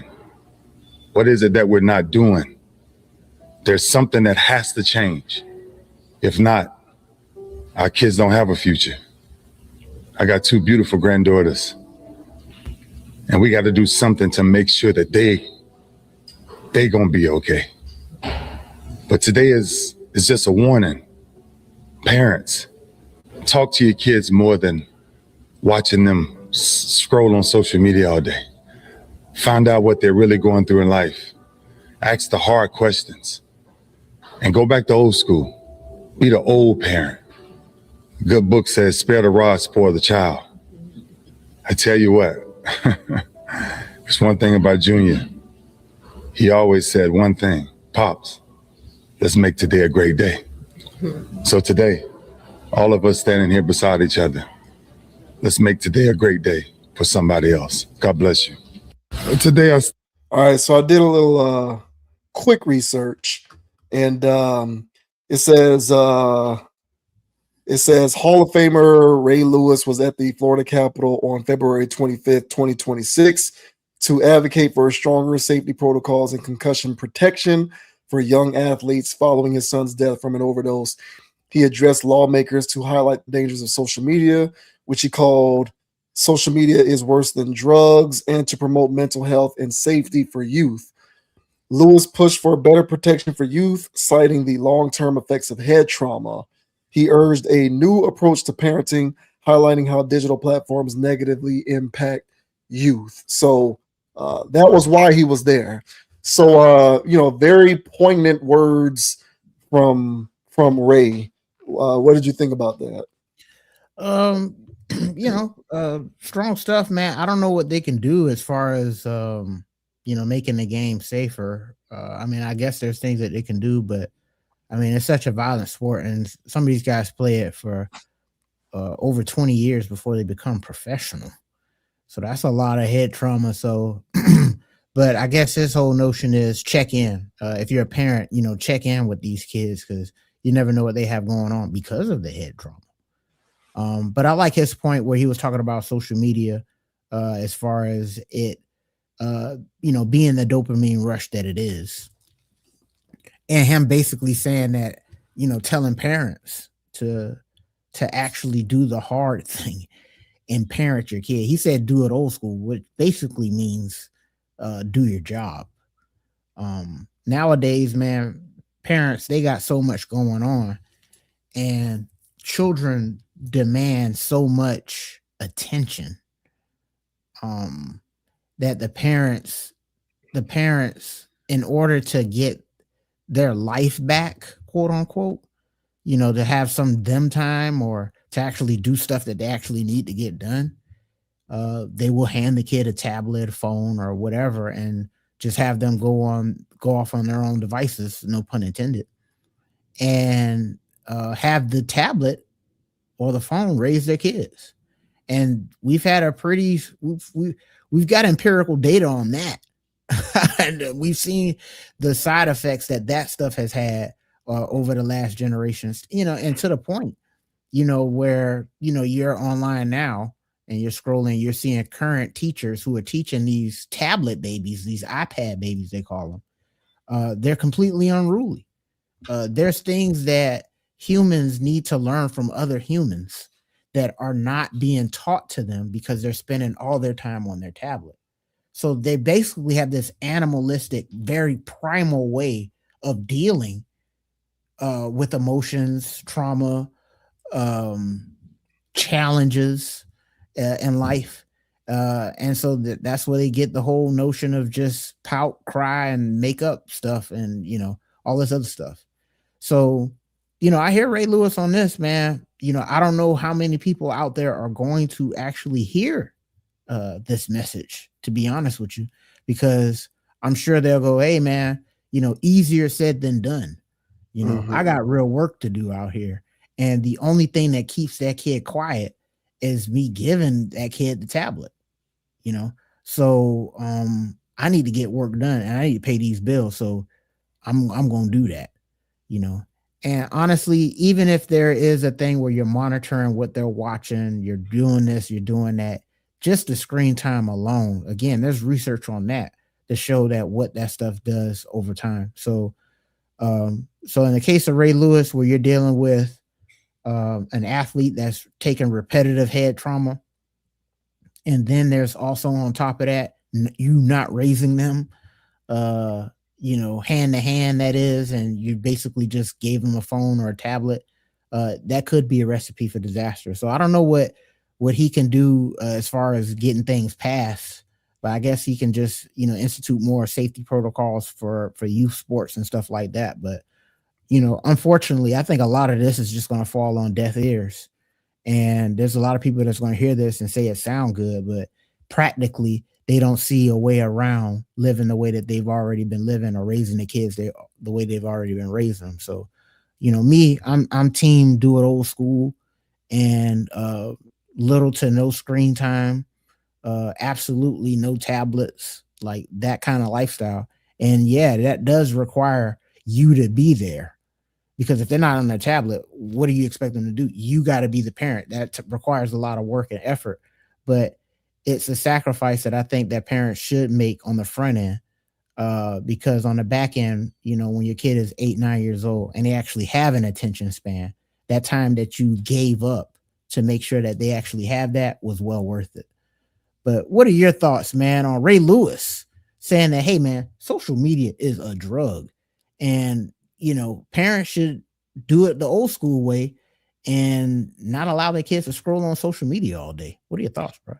I hear where you're coming from, and I hear where he's coming from. I know that he was there to talk about, you know, better protections for athletes, but it kind of sounds like he should have been there to talk about mental health awareness in general, because it seems to me as though, you know, things like contact sports and concussions and head injuries, they'll like a concussion doesn't create mental health issues.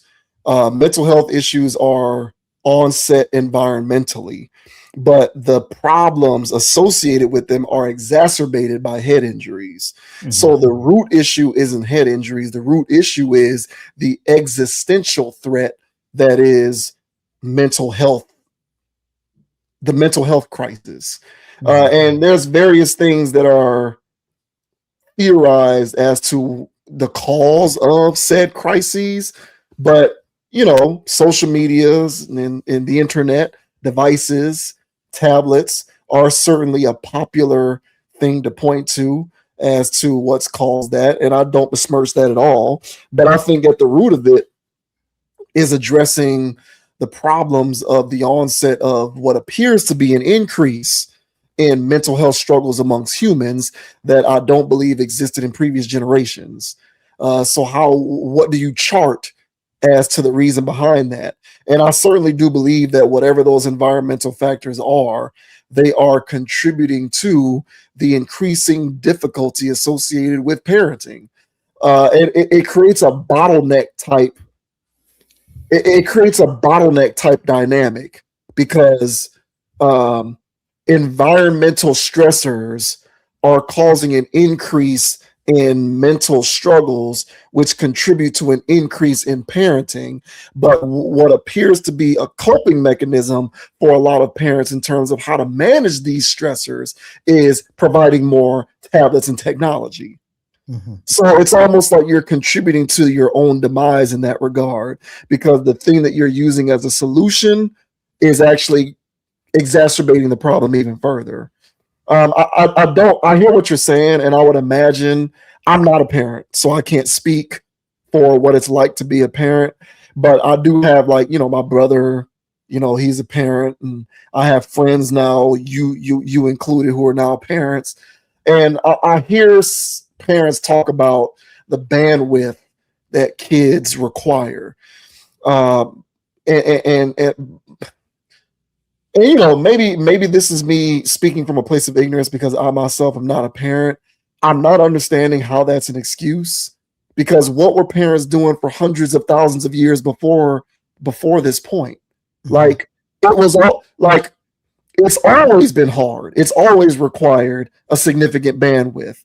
There have always been environmental challenges, but they seem to get along with it just fine for the first 100 million years, or however long humans have been parents on this earth. Yeah. So why is it so demonstrably more difficult now that, number one, we're confused as to why there are these mental health struggles, and number two, we're so much more reliant on said technology, the same technology that we also can turn around and accuse of further causing the mental health problems that are contributing to the increased difficulties of parenting. Like, it seems to me like there's a circular logic in play, but I also can't speak from a place of knowledge because I'm not a parent. So I don't want to speak ignorantly on that, but I just kind of feel like, looking at it from a distance, I'm not understanding why that's valid reasoning, because people been doing this without tablets and phones and social media and the internet, and people have been raising well-adjusted humans in the past. So why can't that continue into the future, even with the presence of technology? It kind of seems like there are a lot of people in the world who are resorting to lazy forms of parenting, and they are reaping unintended consequences as a result. But I could be wrong on that. I'll open the floor back up to you because you have more firsthand experience with this than me. Well, I would say this, fair. And I would say that because distractions for everybody right now is at an all-time high. So the only reason why you have less bandwidth is because you, the person, want to get into your distractions. You mean you the parent, you mean? Yes. Okay. You want to get into your distractions. Hey, I normally do this at this time. Hey, I normally do this at this. Hey, right now, I want to do this. It's a lot of that. And as a parent, you got to give that stuff up so the kid can learn their colors. so the kid can learn how to feed themselves. And you got to give that up. You got to give up you. So people don't want to give up them. They still want to do this. They still want to do that.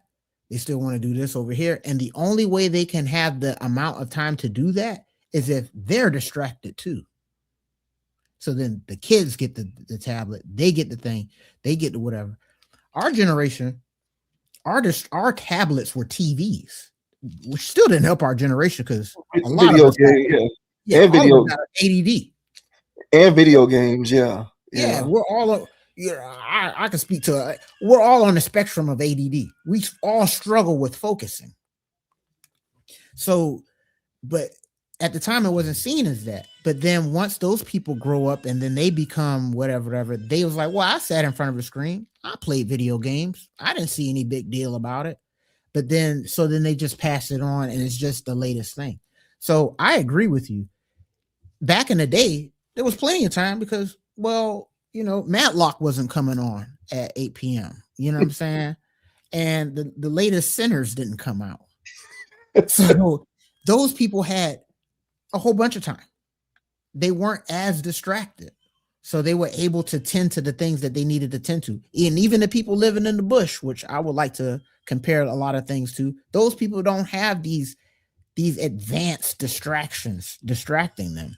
So they would give up actual parenting to do whatever.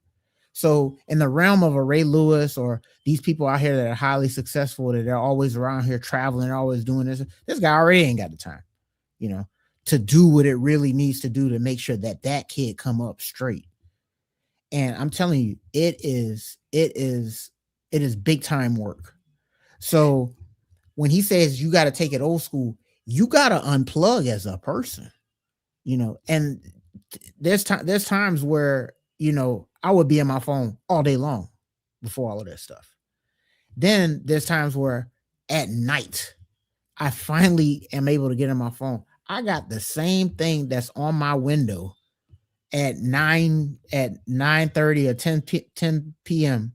that I had the night before or that morning when I first woke up, because I was literally not on my phone all day because I got to do this. And so that's the difference. So yeah, man, it's not easy. You got to give it up. You got to kind of get off the grid in your own type of way to make sure that you got the bandwidth to take care of the youngin'. But it's not easy. Trust me, bro. I get why people do what they do. You know what I mean? So, but it's gotten so casual and laissez-faire, or whatever the word is that it's just what it is. And then now mental health is through the roof. Yeah. You know what I'm saying? And so I think to combat that is kind of what he was saying, is you got to take it old school. So it's deeper than spare the rod talk. It's like, no, old school in the sense of you didn't have a TV. So you got to take it to that.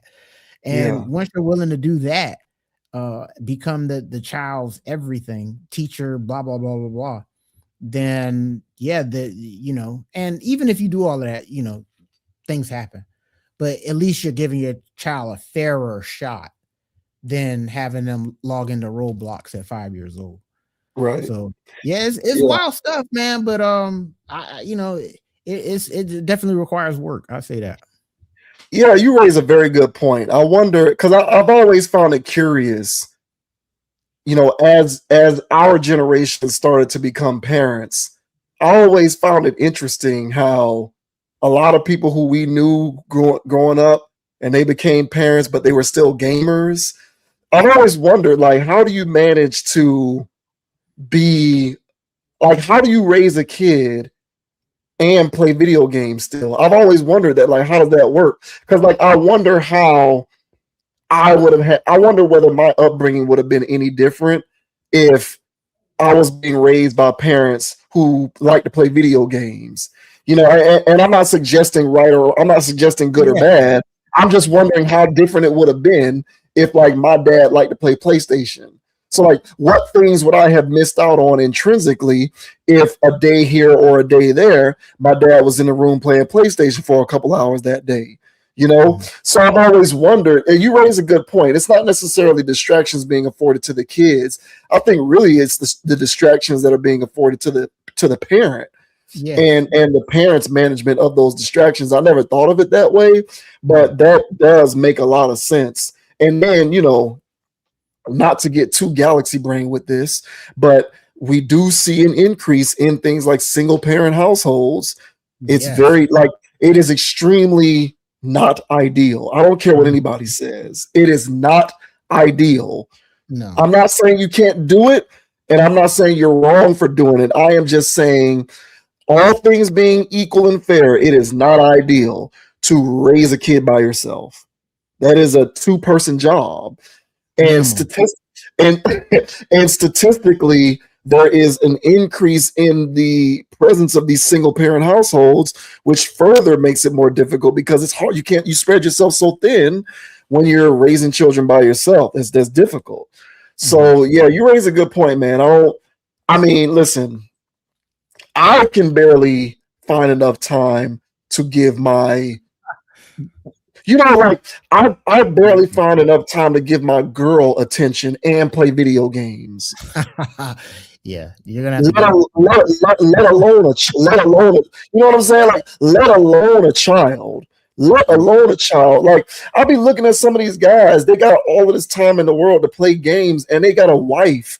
It's like, bro, how do you manage to put in this many hours playing video games with a spouse? How? Like, I don't have like, I don't have enough time to give my girlfriend attention and play video games. I can't do both. I can't. I've tried. I can't. The only way that I have enough time to play video games and give my girl attention is if my girl is, like, out of town or not around. That's the only way. It's the only way. So, like, raising a kid and you still want to play video games and do all of this other stuff, it's interesting to see how a lot of these dynamics play out in modern times. But you raise a good point. I didn't think of it that way. I always thought about what you do to the kid themselves, like giving the kid a phone, giving the kid a tablet or whatever. I never thought about the fact that it's the parents themselves who want to get away and indulge in their distractions and how that can impact what the kid has going on. That's a very good way to look at it. You got enough time if you lock in and take care of the kid, but if you want, like, man, I need a break, like, I need to relax, and whatever your form of relaxation is, well, what the kid's gonna do? They're literally looking at you like, well, what am I supposed to do? And you go, hey, man, here, take this. That'll keep. Here's cocoa melon. Be quiet for 4 hours straight. Yeah, man. So that's what's going on. And I'm not saying people are bad for doing it, this and that. I've just seen the studies. I've seen the kids, and I say, I don't want that. And then, okay, well, if you're not doing that, they're literally going to look at you and go, well, what next? And you have to have that answer and be there. And while you're doing that, you don't have time to doom scroll on your phone. So it has its benefits, I would say. But I would also say it's hard work, and you got to do that. And I think that's what Ray Lewis was getting at, is you got to get what he called old school, which basically means before all of these crazy distractions that the parents themselves had. And then that way you can get in and lock in to making sure that your kid becomes the best version of themselves that they could be. So again, there's nothing guaranteed in this world. Somebody can dedicate all of their time and energy and stuff like that and whatever. But this is a wild world. I mean, hell, they got Magic City Mondays. So there's nothing you can really do once the kid actually hits the world, but at least you can sleep good at night saying that I put a lot of energy in making sure that they had the best shot possible. And that's all you could do as a parent, I would say. My parents got lucky. They got real lucky getting me into sports real early because sports are constructive. What a distraction. Yeah. Right. So the sports are very constructive and you learn actual life skills. Like one thing about sports that video games don't necessarily do, in my opinion, even if you do game online, sports teach you valuable life skills like cooperativeness, teamwork. You know what I'm saying? The value of competition. It kind of helps strengthen your mental resolve in a lot of ways. And I don't know that technology does that as effectively.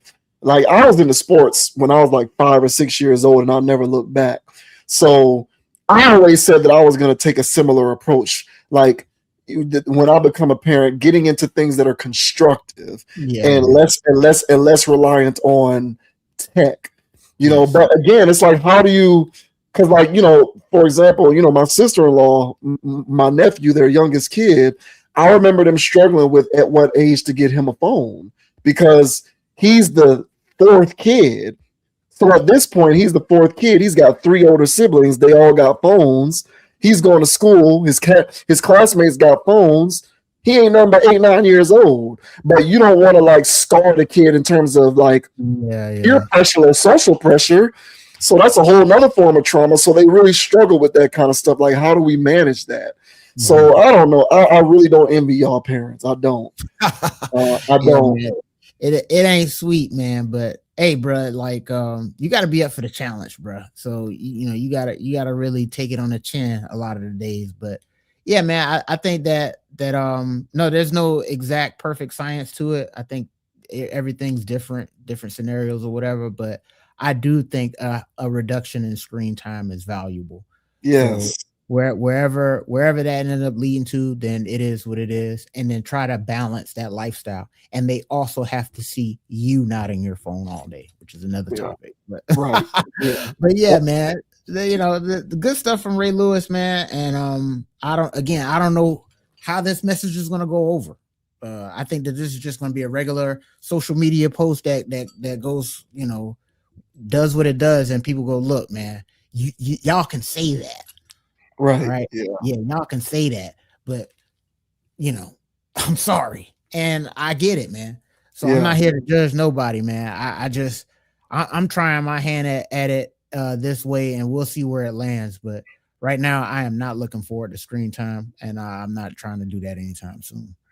Yeah, it's definitely no judgment. It's the toughest job in the world. It really is. It's the toughest job. It's the weirdest thing for me to be driving on the road. And I look over when I'm in traffic, and I look over sometimes in the other people's cars, and you see the parent in the front seat on the phone, and you see the kids in the back seat also on the phone. It's the weirdest thing to see, but this is where we are in the world. It's interesting, man. It really is. Yep, crazy, man. So hey, shout out to Ray Lewis, dog. Yeah, you beat me to it. Shout out to Ray. Cocaine's, man. Let's go.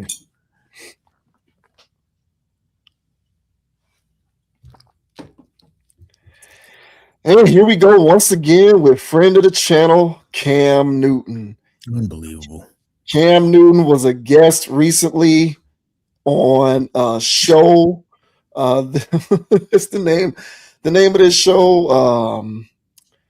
He was recently on an episode of Talk Less. Never heard of it, but there's podcasts all over the place, so that's no surprise. But Cam Newton was recently on a podcast called Talk Less. They got into marriage and relationships.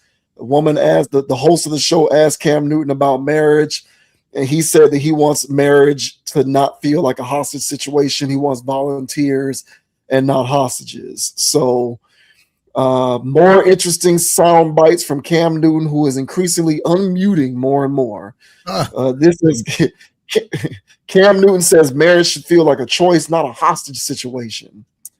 Cam Newton is once again putting his relationship philosophy on full display, this time starting with a blunt take on marriage. While appearing on the Talk Less podcast on February 27th, Newton didn't ease into the topic. I want to be around who want to be around me. I like volunteers. I don't like hostages. The analogy framed how he sees relationships at their core: choice over obligation. If you feel like you got to be there, that ain't it.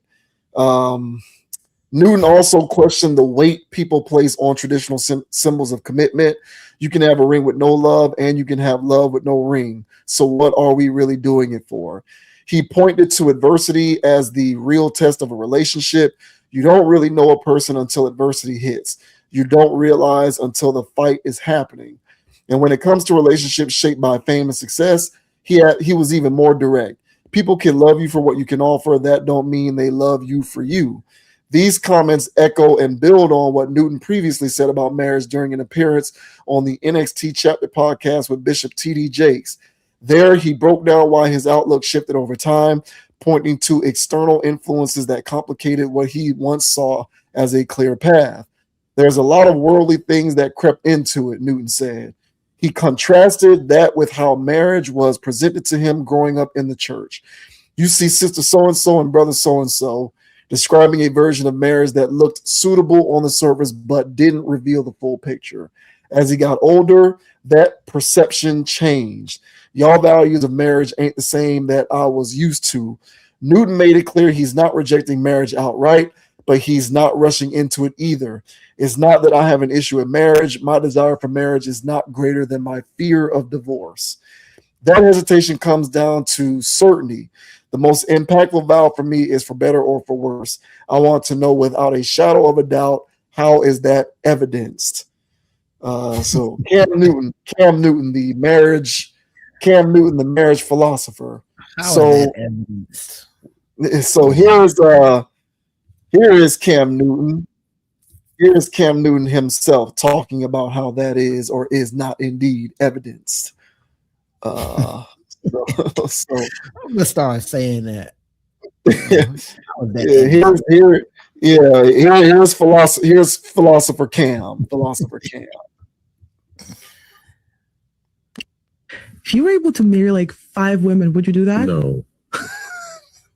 Not 5. 3? Mm-mm. No? Mm-mm. But if that was allowed, and like you can marry 3 of them. It is allowed. It is allowed? Yeah. You wouldn't do it? Still you wouldn't do it? Just emotions. I want to be around who want to be around me.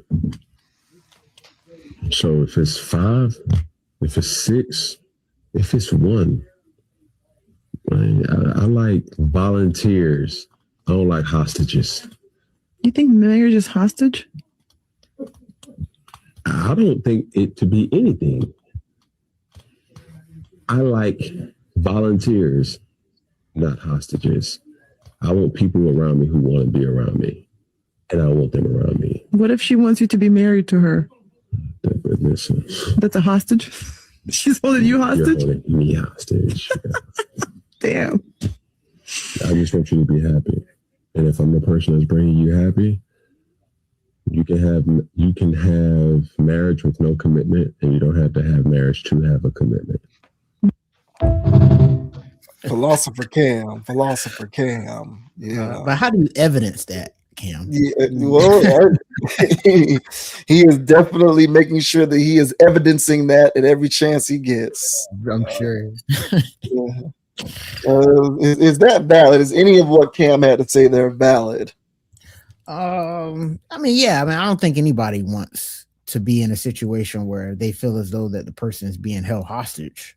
And I understand what he's saying, because I've been in situationships, where, I felt like the damn hostage. I didn't want to voluntarily be there anymore. You know what I'm saying? So when the situation is like that, you don't need to be with that person. So I can only imagine if I'm in a situation and the woman that I'm dealing with acting like they doing me a favor by being there. Like, look, I'm not begging for you to be here. Like, if you don't want to be here, get out of here. You know what I'm saying? So I get the whole premise of wanting to volunteer, not a hostage. So that all of that makes sense. But you know, I think for people out here that are, you know, trying to, you know, that look up to Cam Newton as a philosopher, you know, this guy, I don't know what his angle is at this point, besides just being outside. I don't think he really wants to get married at all. And that's his right. You know, I think marriage as an institution is a farce myself. You know, why can't two people be, you know, why can't two committed people stay committed with each other and just rock out like that and not get the state involved? Like, you know, so I get all of those things, man. But, you know, at the end of the day, you know, when he was like, you know, he doesn't want anybody, you know, there against their will or whatever like that. Like it does sound like in his experiences that he has dealt with, well, how many baby mamas he got? 5, 6 or something like that. So something like that. Yeah. So he's dealt with all the personality types that tried to lock him in, that tried to get him to do this, try to get him to do that. And I think the overriding thing that he had going on is, look, I don't want to get married, which is why he hasn't been married. So I think that his whole thing is just being an outside man.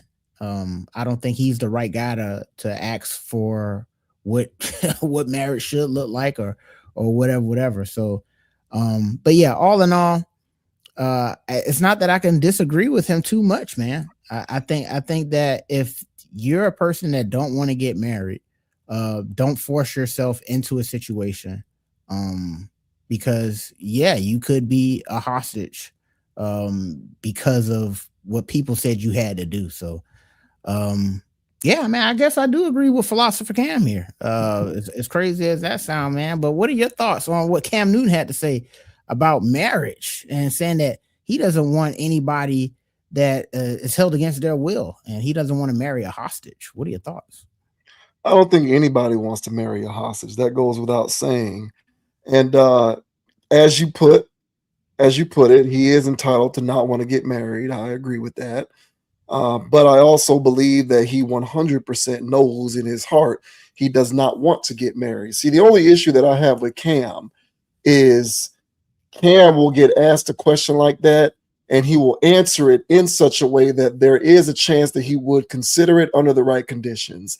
And I firmly believe that there are no conditions under which he would consider it, because he does not want to be married.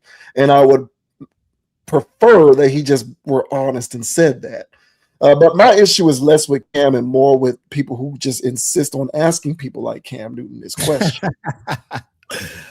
Like the internet, rather, not we, but the internet, new media, podcasts, and all of this other stuff insists on asking men who don't want to be married what it will take for them to get married.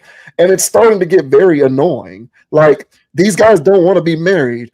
Give it up and move on. Stop prying what it will take for Nick Cannon to get married again. What will it take for Cam Newton to get married? What will it take for this NBA player or this NFL player to get? These guys don't want to get married. There is an implicit obsession with trying to figure out what makes guys like this tick from a marriage standpoint, because people want to discover the secret sauce that'll get these guys to commit under the conditions that the women want them to commit to. That's all that this is about. See, this is just a secret, underhanded, MK Ultra type social experiment that is currently undergoing on the internet to try to find out what it is we need to do to make these quote unquote high value men marry us and give us the kind of commitment that we're looking for. Because of course, a guy like Cam Newton has all the options in the world and is completely de-incentivized to be married. Mm-hmm. Why should he? Like, logically speaking, unless he is built that way, given the way he was raised or some of the morals that he believes in, there is no reason why a guy in his position from a profile standpoint should consider getting married. He's de-incentivized to do so. It doesn't make sense. But of course, because he is perceived to be of value to a lot of women who are plugged into the matrix these days, they want to know under what conditions can I get him to consider marriage, so that I can take that recipe back and replicate it so that I can nab me a high value man myself. That's really like all of these podcasts that ask guys like him this question. The goal of this is to figure out how to make a high value man want to consider marriage. And then women want to replicate that formula so that they can go and get a high value man who's willing to consider marrying them for themselves. That's all this stuff is about. Because there is no evidence whatsoever to suggest that this guy is ready, is wanting for marriage. None. He's told us to, like, why do we continue to ask him that question? Why ask him that? Why ask Nick Cannon that? Why ask Shannon Sharp? Why ask these guys about marriage? They're gonna give you their grandstanding opinions on it, knowing damn well that they don't want to get married and never will get married. They don't want to. No one's asking the guy who's the general manager at Tires Plus what it will take for him to get married, because no one gives a damn about that guy. Like this persistent theme that there's these problems with men wanting to get married. There's guys all over the place who want to get married. There are. Yeah. I'm telling you, there are. There's guys all over the place who want to get married. They're GMs at Tires Plus, like I said. They work at Costco. They work at the Amazon fulfillment warehouse. They work at AT&T. You know what I'm saying? They're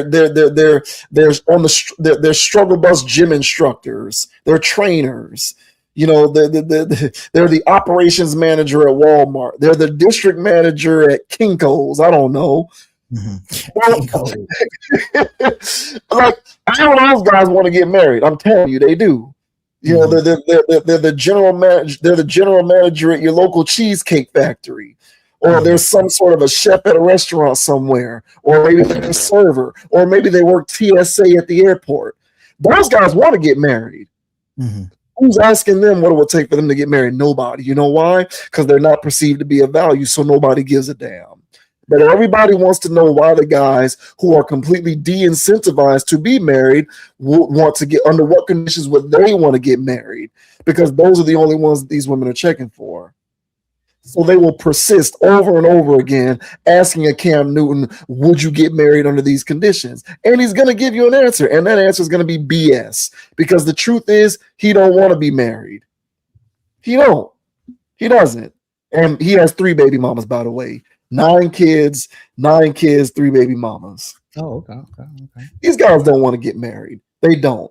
But from a profile standpoint, they are perceivably of value. Therefore, despite the fact that they tell you to your face they don't want you in terms of marriage, you'll still poke and prod in order to figure out what the secret recipe is. When really the secret recipe is go seek the men who actually want to be married. There's plenty of them out there. There are. Trust me. But, you know, a lot of these people out here are plugged into the matrix. I'm just starting to get annoyed with stuff like this. I really am. And this type of content is replete throughout the internet. You can't go a day without having some sort of a YouTube thing plastered on your screen, or some sort of thing from Instagram plastered on your page, or something talking about where there's some guy somewhere giving insight on marriage. And really, we're all full of sharp. Well, most of us are full of sharp. And I'm not saying that most of us are full of sharp because most of us are not wanting to be married. Most of us are full of sharp because we give these insightful, thoughtful answers as to what it will take for us to get married, when the truth is we don't want to be. That's fair. So it's ridiculous, man. I'm just over this kind of stuff. Cam Newton doesn't want to get married. He doesn't. Despite what he tells you, he doesn't want to get married. And guys who match a profile similar to his, if they ain't did it by now, they can give you all the flowery language that they want. They're not going to do it. If he's 3 baby mamas in with 9 kids, he don't want to get married. He may tell you philosophically what it would take. It doesn't matter. The proof is in the pudding. The dude don't want to be married. Move on and seek out the guys who actually do want to get married, because it ain't that hard. It ain't that hard. No, very fair, man. And honestly, because I never really thought about it that way, in the sense that they're only asking these guys, which now that you mention it, they kind of only are. And there's regular guys that they have these conversations, kicking it back and forth. But, these guys always seem to make the rounds and go viral because of whatever response that they have. And they often do wax poetic of whatever it would take. But it's always these caveats, loopholes, and all this other stuff that, who actually would qualify for that. And that's why the answer is these guys really don't want to get married. And really, there's no incentive for them to.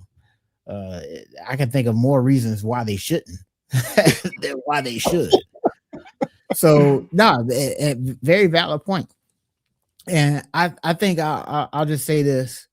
I do think overall, I think the system overall is flawed when it comes to roles and responsibilities for males and females when it comes to marriage. And I think that the overall philosophical way that is being viewed of this is a man's job, this is a woman's job, this is what guys are into, this is what women are into, women can do this but men can't do that. Like, there's a lot of narratives that are going on, and then everybody has their own variation of or understanding of whatever that narrative is. So when people actually get into a regular relationship, it ain't even got to be marriage. When they get into a regular relationship, it's a battle of philosophies that is going on. It's I'm a woman, I can do this, or you can't tell me to do this because whatever. Like, there's a lot of that type of stuff going on, and I think the system, honestly, is just a flawed overall way that people are looking at how roles should be conducted within a relationship. And I think that the biggest thing that people need to do is be honest with themselves, A, and then B, have that conversation with whoever they're dealing with on whatever roles and responsibilities each person would have or should have and all that stuff. But not everybody's there. And while that conversation is being had, it's not just good enough to have that conversation. There has to be deal breakers. And if somebody says something that is deal breaker-ish, you should not deal with that person because that is somebody you will divorce later.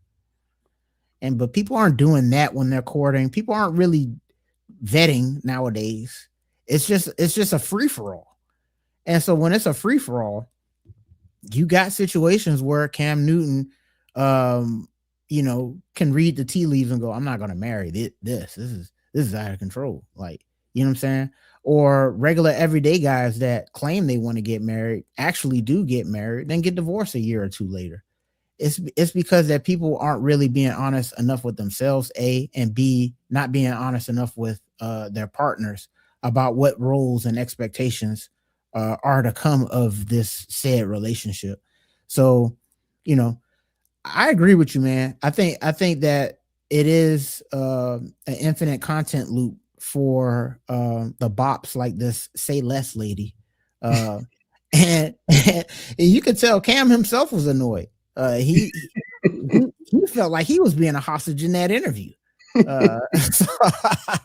So I don't think you're the only person that feels that way, man. But overall, I do think that roles and responsibilities, however they play out, they do need to be defined. And I think that's the take home for situations for anybody that's looking for either a long-term relationship or a marriage. Y'all two got to be on the same page when it comes to whose job it is to do what. And it can't be based off fantasy. It can't be based off what y'all watched on TV. It has to be real practical stuff. And that requires two mature people. And at that point, y'all should get married. But we're not really dealing with that right now. It's a lot of chaos. It's a lot of flying parts. And we got Magic City Monday. So there's no telling where people are at mentally. So, but yeah, clearly Cam Newton is not the type of person to be getting married. Like you said, he's made it painfully clear that he's not the guy for that. He's not that guy, as he would like to say. So Yeah, man, I agree with you wholeheartedly, man. I didn't look at it that way, but it sounds like that's what they're doing right now, is they're trying to hack the code of these air quote high value men of what it would actually take, and they all give horrible answers. So. It's just BS, and I know man speak BS because I've engaged in it myself at various points throughout my life. I know what BS from a man sounds like. I do. And all of that dribble that he put out there when he answered her question was BS. He was better off just saying, I don't want to get married. There's no reason for me to get married. There's no incentive for me to get married. I don't plan to be married. I don't want to be married. In the conversation, in the discussion. But there's a lot of men in the world. I agree with you that there is a lot of confusion. There is. So I'm not going to, I'd be remiss if I didn't acknowledge that there is a lot of confusion when it comes to what makes sense with respect to something like marriage. But I also believe that a person who is built for marriage and who understands the importance and the concept of it and how it's meant to work also understands that there are roles that need to be occupied within the confines of such relationship. So at that point, you meeting a person to discuss what roles will be occupied by whom is step one. If step one is sitting down and just coming to an understanding that roles need to be present in the first place, that is already a clear indication that this is not something that's going to work out. Because a person who's built for marriage already understands roles need to be occupied. So step one is understanding who occupies what role, period. If you have to have this tug and pull back and forth with whether roles are going to be present in the first place, you need to get out of there. And that's for anybody, man, woman, I don't give a damn. So there's a lot of confusion. I'll bring that up because there is a lot of confusion because people don't understand really what it takes. It's just people flying by the seat of their pants. However, I also contend, and I'm speaking from a man's perspective here, there's a lot of men in the world who understand what it takes and do want to get married. Those men are often overlooked because there's this idea that their perceived value is less than, and women are consuming way too much suggestive messaging these days, informing them on what a man of value looks like. Yeah, and so they go for that, not knowing that said man of value is the least likely to give you what you're looking for. So that is a paradox that they are going to need to figure out how to overcome. And right now they are failing miserably at overcoming said paradox. But I assure you, there are a lot of men out there who are good for this marriage and this fairy tale romance that you're looking for. You're just not checking for them. And that, ladies and gentlemen, is on you. That is not, I go back to this, man. Accountability is a big thing. That's not on men. That is not on the world or on men who are or are not good for marriage. That is on you and the importance of you taking inventory on what you're looking for and how that ultimately leads you to find or not find what it is that you're looking for, period. Yeah. But this whole asking people like Cam Newton, it reinforces that notion. And it's just like, this guy doesn't want to be married, but you're listening to the words of a man who doesn't want to get married and taking that into the world to inform you on what it would take to get a profile of a guy like that to marry you when those guys aren't going to marry you. It's ridiculous. Yes. That's the problem with this internet dating and relationship BS. And people really buy into this stuff. They scroll it all day long. They really buy into this. Right. And which brings me to my point. Which brings me to my point. And that's why you have to have that conversation to see which side of the aisle they're on, because they can be in complete fantasy land. They could be in complete social media, whatever land. Like there's various dimensions that these women consciousness get trapped in.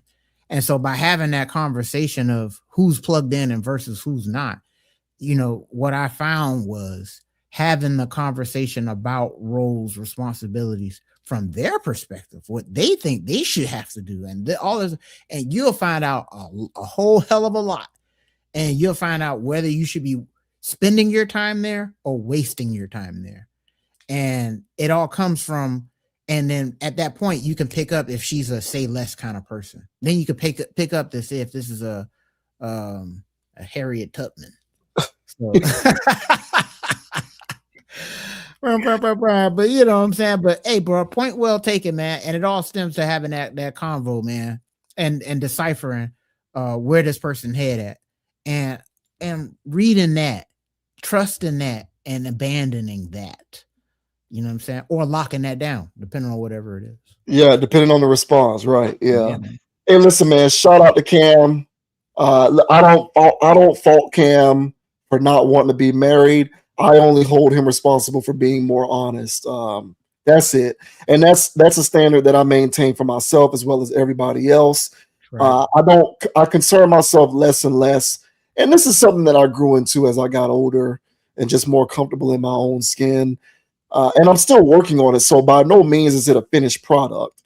But I've learned to be less and less concerned with whether my response to a situation like this will offend a person's sensibilities, because at the end of the day, the most important thing is allowing the other person to make an informed decision. And I think everybody owes it to anyone else to give them the opportunity to make an informed decision. And whether a lot of these women know this or not, guys like Cam are giving you the chance to make an informed decision.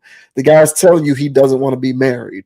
Likewise, all of those other guys who you know would be good for marriage are also giving you the opportunity to make an informed decision. You are making that decision for yourself, and you have to live with whatever happens as a result of the decision that you made. But it's you who made that decision. It is not his fault because he did whatever you knew he could do because he told you that he might do that in the first place. No, so it's still his fault. Yeah, man, that's the world we live in, man. That's what I'm saying. You got to deal with a mature person, bro. Now more than ever, bro. You need mature people in your life. You know what I'm saying? As your friends, as your interpersonal relationships, like maturity right now is the new high value. And if you're not dealing with a mature person, bro, it's to hell with them, to be honest. I guess that's a great way to look at it. But high value for a lot of these people who are plugged into the matrix is just 6-figure income. Yeah, that's all it is. Y'all have fun. Y'all have fun. Hell no. Is it a 6-figure income? Okay, it's high value. Check. Crazy.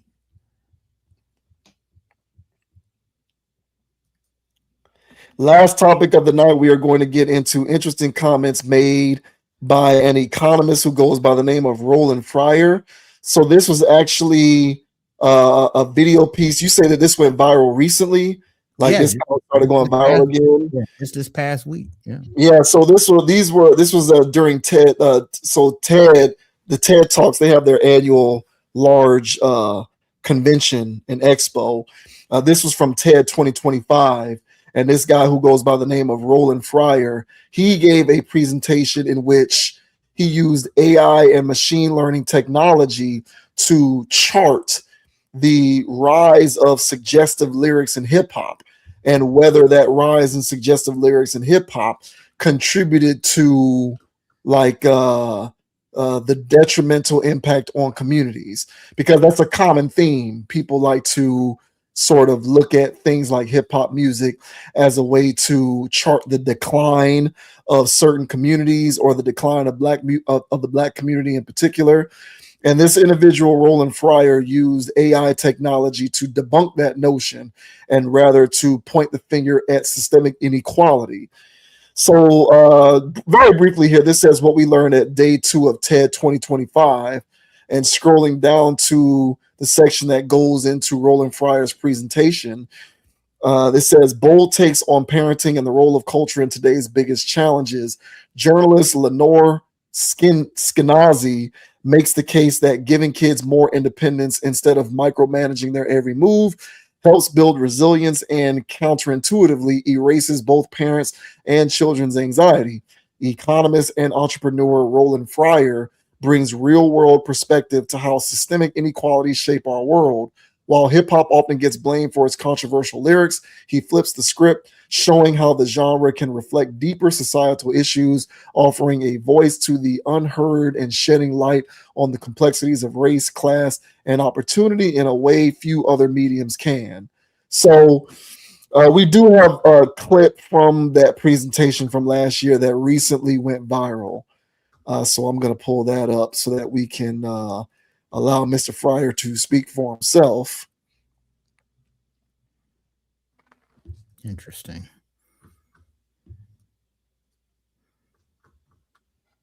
No,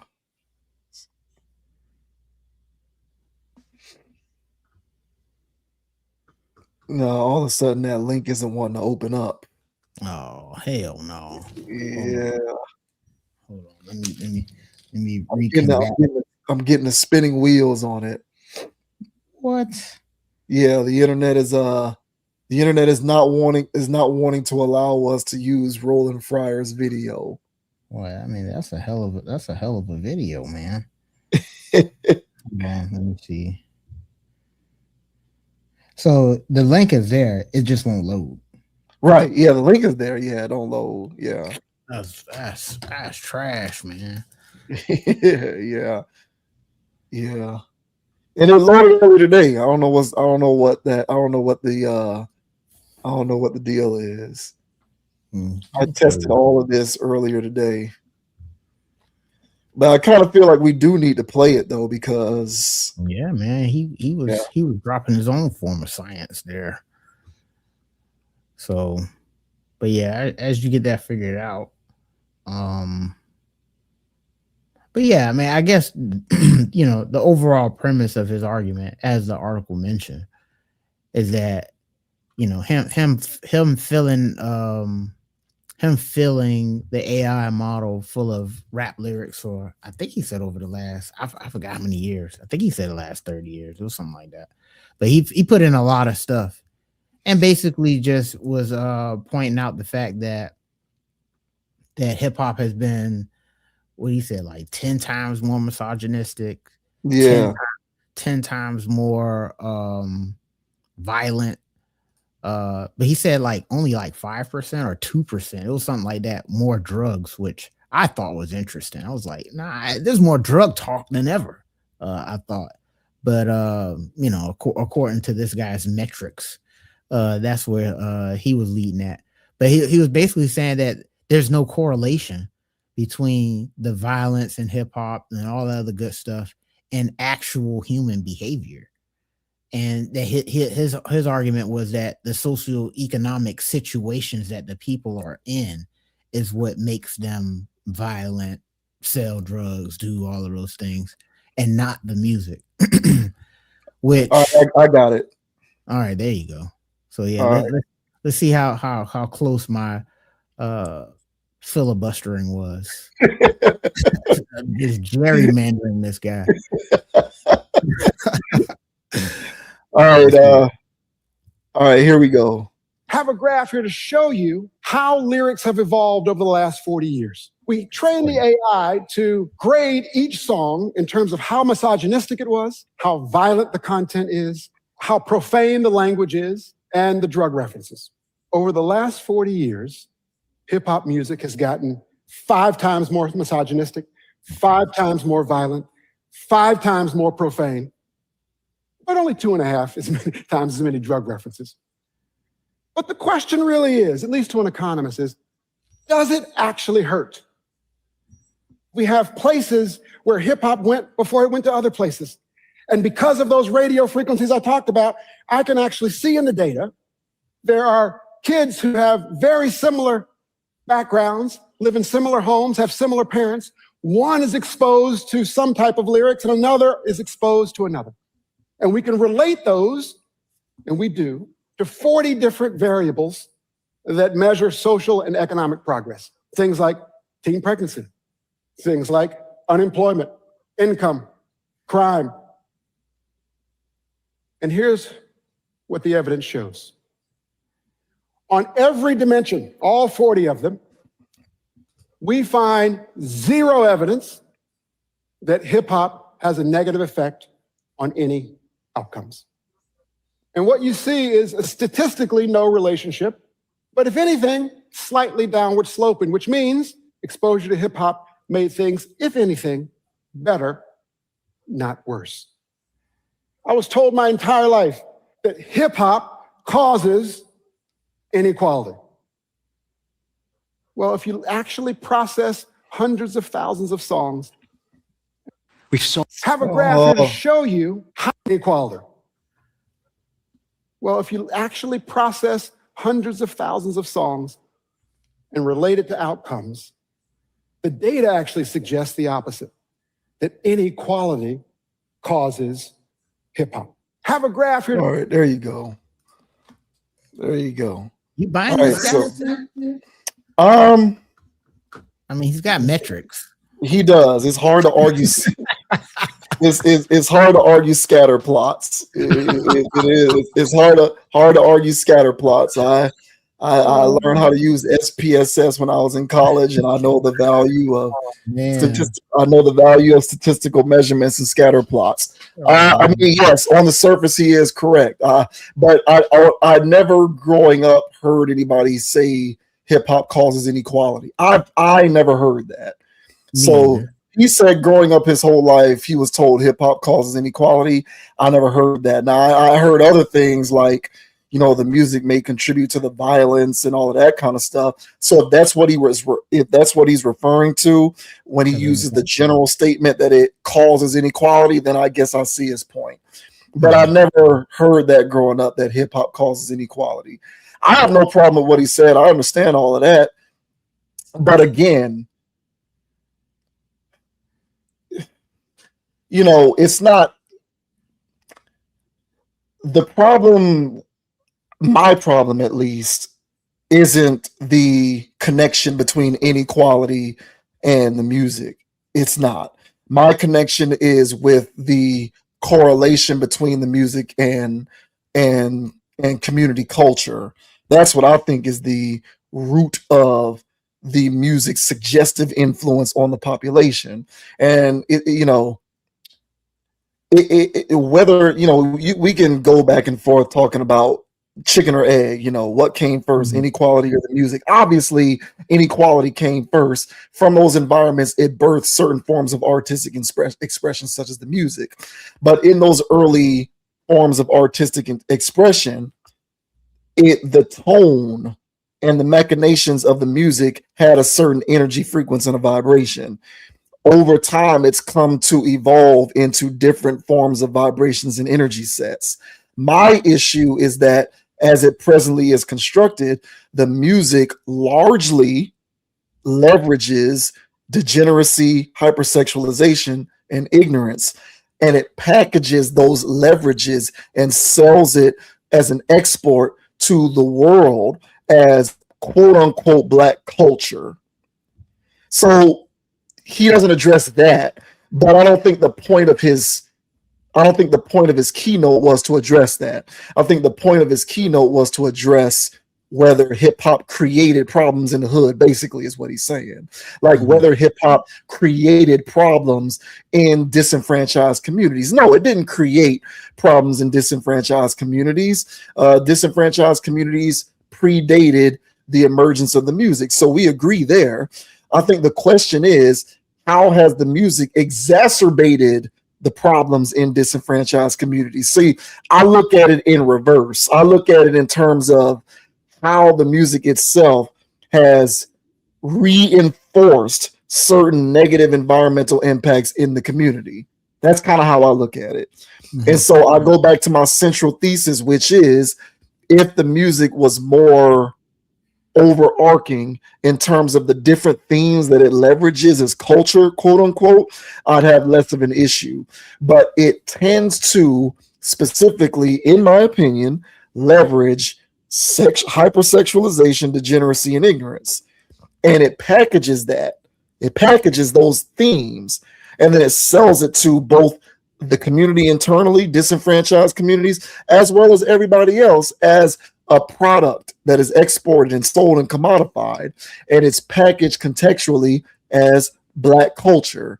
And I have an issue with that. I'm uncomfortable with that because as far along as we've gotten in society, I believe, are still at a point where people who come from more culturally homogenized environments, who don't necessarily have an inclination as to what Black culture or Black people or disenfranchised people are all about, are going to listen to this music or watch Sinners or watch these various other forms of entertainment, and they will peel away from these things. That's what it means to be Black, because it's sold to them as Black culture.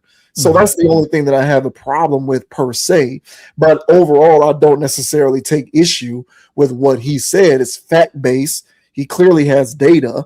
I just never contended that hip hop caused inequality. That was never a stance that I took to begin with. So while I do see the validity in what he has to say, my thinking goes to other areas. That's fair. And this guy does have metrics, and like you said, it's hard to argue with a scatter plot. But I would like to just see his study in greater detail. I would like to see where he's actually pulling this stuff from. Like, what is he actually talking about? Because I do agree with you. Like, that's not the word that I use to describe what hip hop has been doing to the community. I don't use inequality. But like you said, if what he's referring to is, higher use of drugs, higher selling of drugs, higher, incarceration, like all of these things across the board, if that's what he's calling inequality, I would have to see those numbers. I'm sorry, like I can't buy what your AI is trying to tell me. If it has been 5 times more misogynistic, if it has been 5 times more violent, that has to have an output somewhere. He's saying that output, if anything, has a reverse effect where the people actually turn out to be better. Yeah. And it's like, bro, what were you feeding the model? Like, I'm sorry. And so he can say that, hey, well, I've actually did the work. I would sit there on the board and challenge his stuff. I mean, I can't go for this, whatever he's trying to sell me, because I've seen it, and I guess people could say that, those people were already in a disenfranchised position. That's probably why they went that route or whatever. But I seen gang culture explode because of rap. I saw the popularization of being Crips and Bloods and all that other stuff, and it literally exploded. After all of that stuff was becoming normalized, I've seen the normalization of doing drugs in rap music before it was popular to sell it. Then it became popular to do it. Then I saw the use of people. You know how many people were popping mollies and sweating because of music? They thought it was cool. Lil Wayne does stuff. Let me do it. You know what I'm saying? I can't go for this. Like, I don't know where he was pulling his information or any of that stuff, because I saw through my life, through empirical data, okay, the impact that it had on people's lives. You know what I'm saying? I would say that, if you had, pair that up against classical music. Somebody was listening to classical music their whole life, and then you put it up against that scatter plot. I guess I can guarantee you that those people that were listening to classical music would have better statistical outcomes than people that were listening to hip hop the whole time. It's a degenerative form of music that has been popularized by these corporations that we talk about all the time. Like, it wasn't always like this, but then it became this misogynistic, crazy stuff. Box rap is misogynistic rap. You know what I'm saying? It's about women empowerment because they sell in a box. That's misogyny. So I would argue that it's more than 5%. It's what's going on now. Like, where are you getting your metrics? So I would love to see his study. I'm sure he did a study. I mean, you're not sitting up there talking in front of TED if you ain't got, if you don't have your empirical or whatever data and all that stuff that you've done. But I would love to see what this study is, because again, this just came across my feed or whatever. You know what I'm saying? A whole bunch of likes and shares and stuff. Never heard of this guy, never heard of this study, but it just came across my desk, and I would love to challenge this because from what I've seen, like I said, from what I've seen in my life, I've seen communities go downward because that's all they listen to. And I guess he can argue that the economy put these people in those situations, not the music, which again, I mean, I'm not going for that. I'm not going for that. So go ahead. Go ahead. No, No, I was gonna say go ahead. Go. No, I was gonna say, well, that's the thing is, number one, what does he mean? Like specifically, what is he talking about when he says inequality? That's like a red herring with his yeah. That's a red herring with his thesis that I would like to have unraveled a little bit. Is like specifically, what are you talking about when you're talking about equality? And again, beyond that, I don't know that anybody. It seems as though what he was trying to do was debunk the idea that the music caused the downfall of communities. And again, that's fine, but I don't necessarily know anybody who's suggesting that that's the case. Like the only conversations that I've ever seen taking place like this is with people who are talking about how the music is exacerbating the already pre-existing problems in certain communities, not whether the music created those problems in the first place. So again, so like on the surface, I get his premise in that it didn't cause it, but no one's saying that it did. So it's a straw man argument almost, because no one's really arguing on behalf of that idea. I don't know anybody who is saying hip hop created inequality. I don't know anybody who's saying that. I've just known people who are like, hey, a lot of these problems that are going on in these communities, in these neighborhoods, and that are going on with disenfranchised people, the music isn't helping it. And here are some of the various ways in which it is contributing to the increased exacerbation of these already existing dynamics. That's the only thing I've ever really heard people talking about. So it's like you got to address those two things. And just what do you mean by inequality? Are you talking economics? Like, what do you mean? Economics, two-parent households? Like, what exactly is it that you mean by inequality? It's a broad term. So, to me, it's like, okay, I think your scatter plot looks good, but it's, more context is required if you ask me. Yeah. I was proficient in SPSS as well. Those days are long gone, but I know how to cherry pick data. That's how I got my degree. I was able to cherry pick some datas, but it'll be interesting because this guy's now on my radar. Because apparently he goes around talking like this. So I'm gonna look more into what he has to say, but he is an economist. So there's also that. So he's probably speaking from an economic level, not necessarily, but the way that he's packaging his analysis is that hip hop doesn't have a negative impact on its listeners. If anything, it has a positive one, which to me, I cannot rock with that. I don't care how many scatter plots you put in front of me. I don't care how much data you fed your AI models. I've seen enough in my life to know that that's caps. So I'm not going for this, bro. Sorry, dog. Yeah. I don't know what that's about. I don't know what that is. He's got to be talking about economics, because maybe he's saying, oh, hip hop is actually the opposite because it provides people with the opportunity to make money. I don't know. Maybe he is purely looking at it from an economic standpoint, because if you're looking at things culturally and societally, I'm not really sure how that checks out with the conventional wisdom. And again, it can all be built upon a straw man argument anyway, because I don't really know anyone who is suggesting that hip hop created inequality. I don't know who's saying that. I don't know who's saying that, but maybe he's just so much smarter than me that I just don't get it. Hey, man, he got metrics. You don't, man. So hey,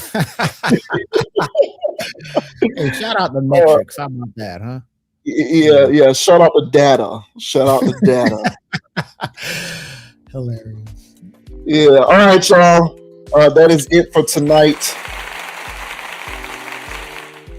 Thank you very much for being a part of tonight's stream, and also thank you in advance for checking out the video uploads to the channel. While you're perusing the channel, go ahead and do your boys a solid and check out the rest of the content library for more videos just like this, because this is how we try to kick it each and every week. Sometimes we hit the mark, sometimes we don't. We're not perfect, but we get on here and we try to be as authentic as possible, and we let the chips fall where they may. So it is what it is, man. JB Wans Dogon SS. Check out Instagram and TikTok at ConApproach, ConApproach. Download the podcast on Amazon Music, Spotify, and Apple Podcasts. What else? Don't be a group thinker. Have a mind of your own. Think for yourself, as I always like to say. And until next time, folks, thank you very much for supporting the channel. We'll see you later. Hey, and the name is Dogon SS. And you can find me on Instagram at Dogon_SS, on YouTube, DraftKings, MySpace, Facebook, Meta X. Hey, if there's a social media platform out there, Dogon_SS is also out there. Make sure you guys like, subscribe, and follow, and all that good jazz. And yes, guys, we've done the analytics. All right. We've got scatter plots of our own. And we found out that if you guys watch the conscious approach, your life quality improves over 100%. Trust and believe me. All right. I got the metrics. Okay. So guys, make sure you guys like, make sure you guys subscribe. All right. Consciously leave those comments and share the videos. All right. Because hey, it's not just good enough for you to have this. All right. You got to share the knowledge with your people as well. All right. And as I say every week, guys, don't be too high, don't be too low. Keep it calm, keep it chill, keep it player. And don't let anybody get you off your pivot. So until next week, guys, we're going to have Magic City Monday. And I'll see y'all in the next episode. Chill. That's right. Shouts out to M Duddies. Hey, y'all check out What You've Been Watching podcast, man. That's my dog M Duddy's podcast. If you're in the movies, TV, the entertainment industry, and all of that stuff, man, go ahead and check that out. He also left a message in the chat, says go fill out your 2024 movie bracket at What You've Been Watching. Participate in the tournament. So y'all go check out What You've Been Watching, and I will do the same thing, sir. Shouts out and salute to you as always, my brother M Duddies in the chat. Long-time supporter, man. We thank you very much as always. But yeah, ladies and gentlemen, until next time, hopefully my mouse battery doesn't die in the middle of a stream, but we'll always make adjustments on the fly because we built for this. Until then, we'll see you later. Peace. Go Cards. Hey, go Rattlers too, baby. Hell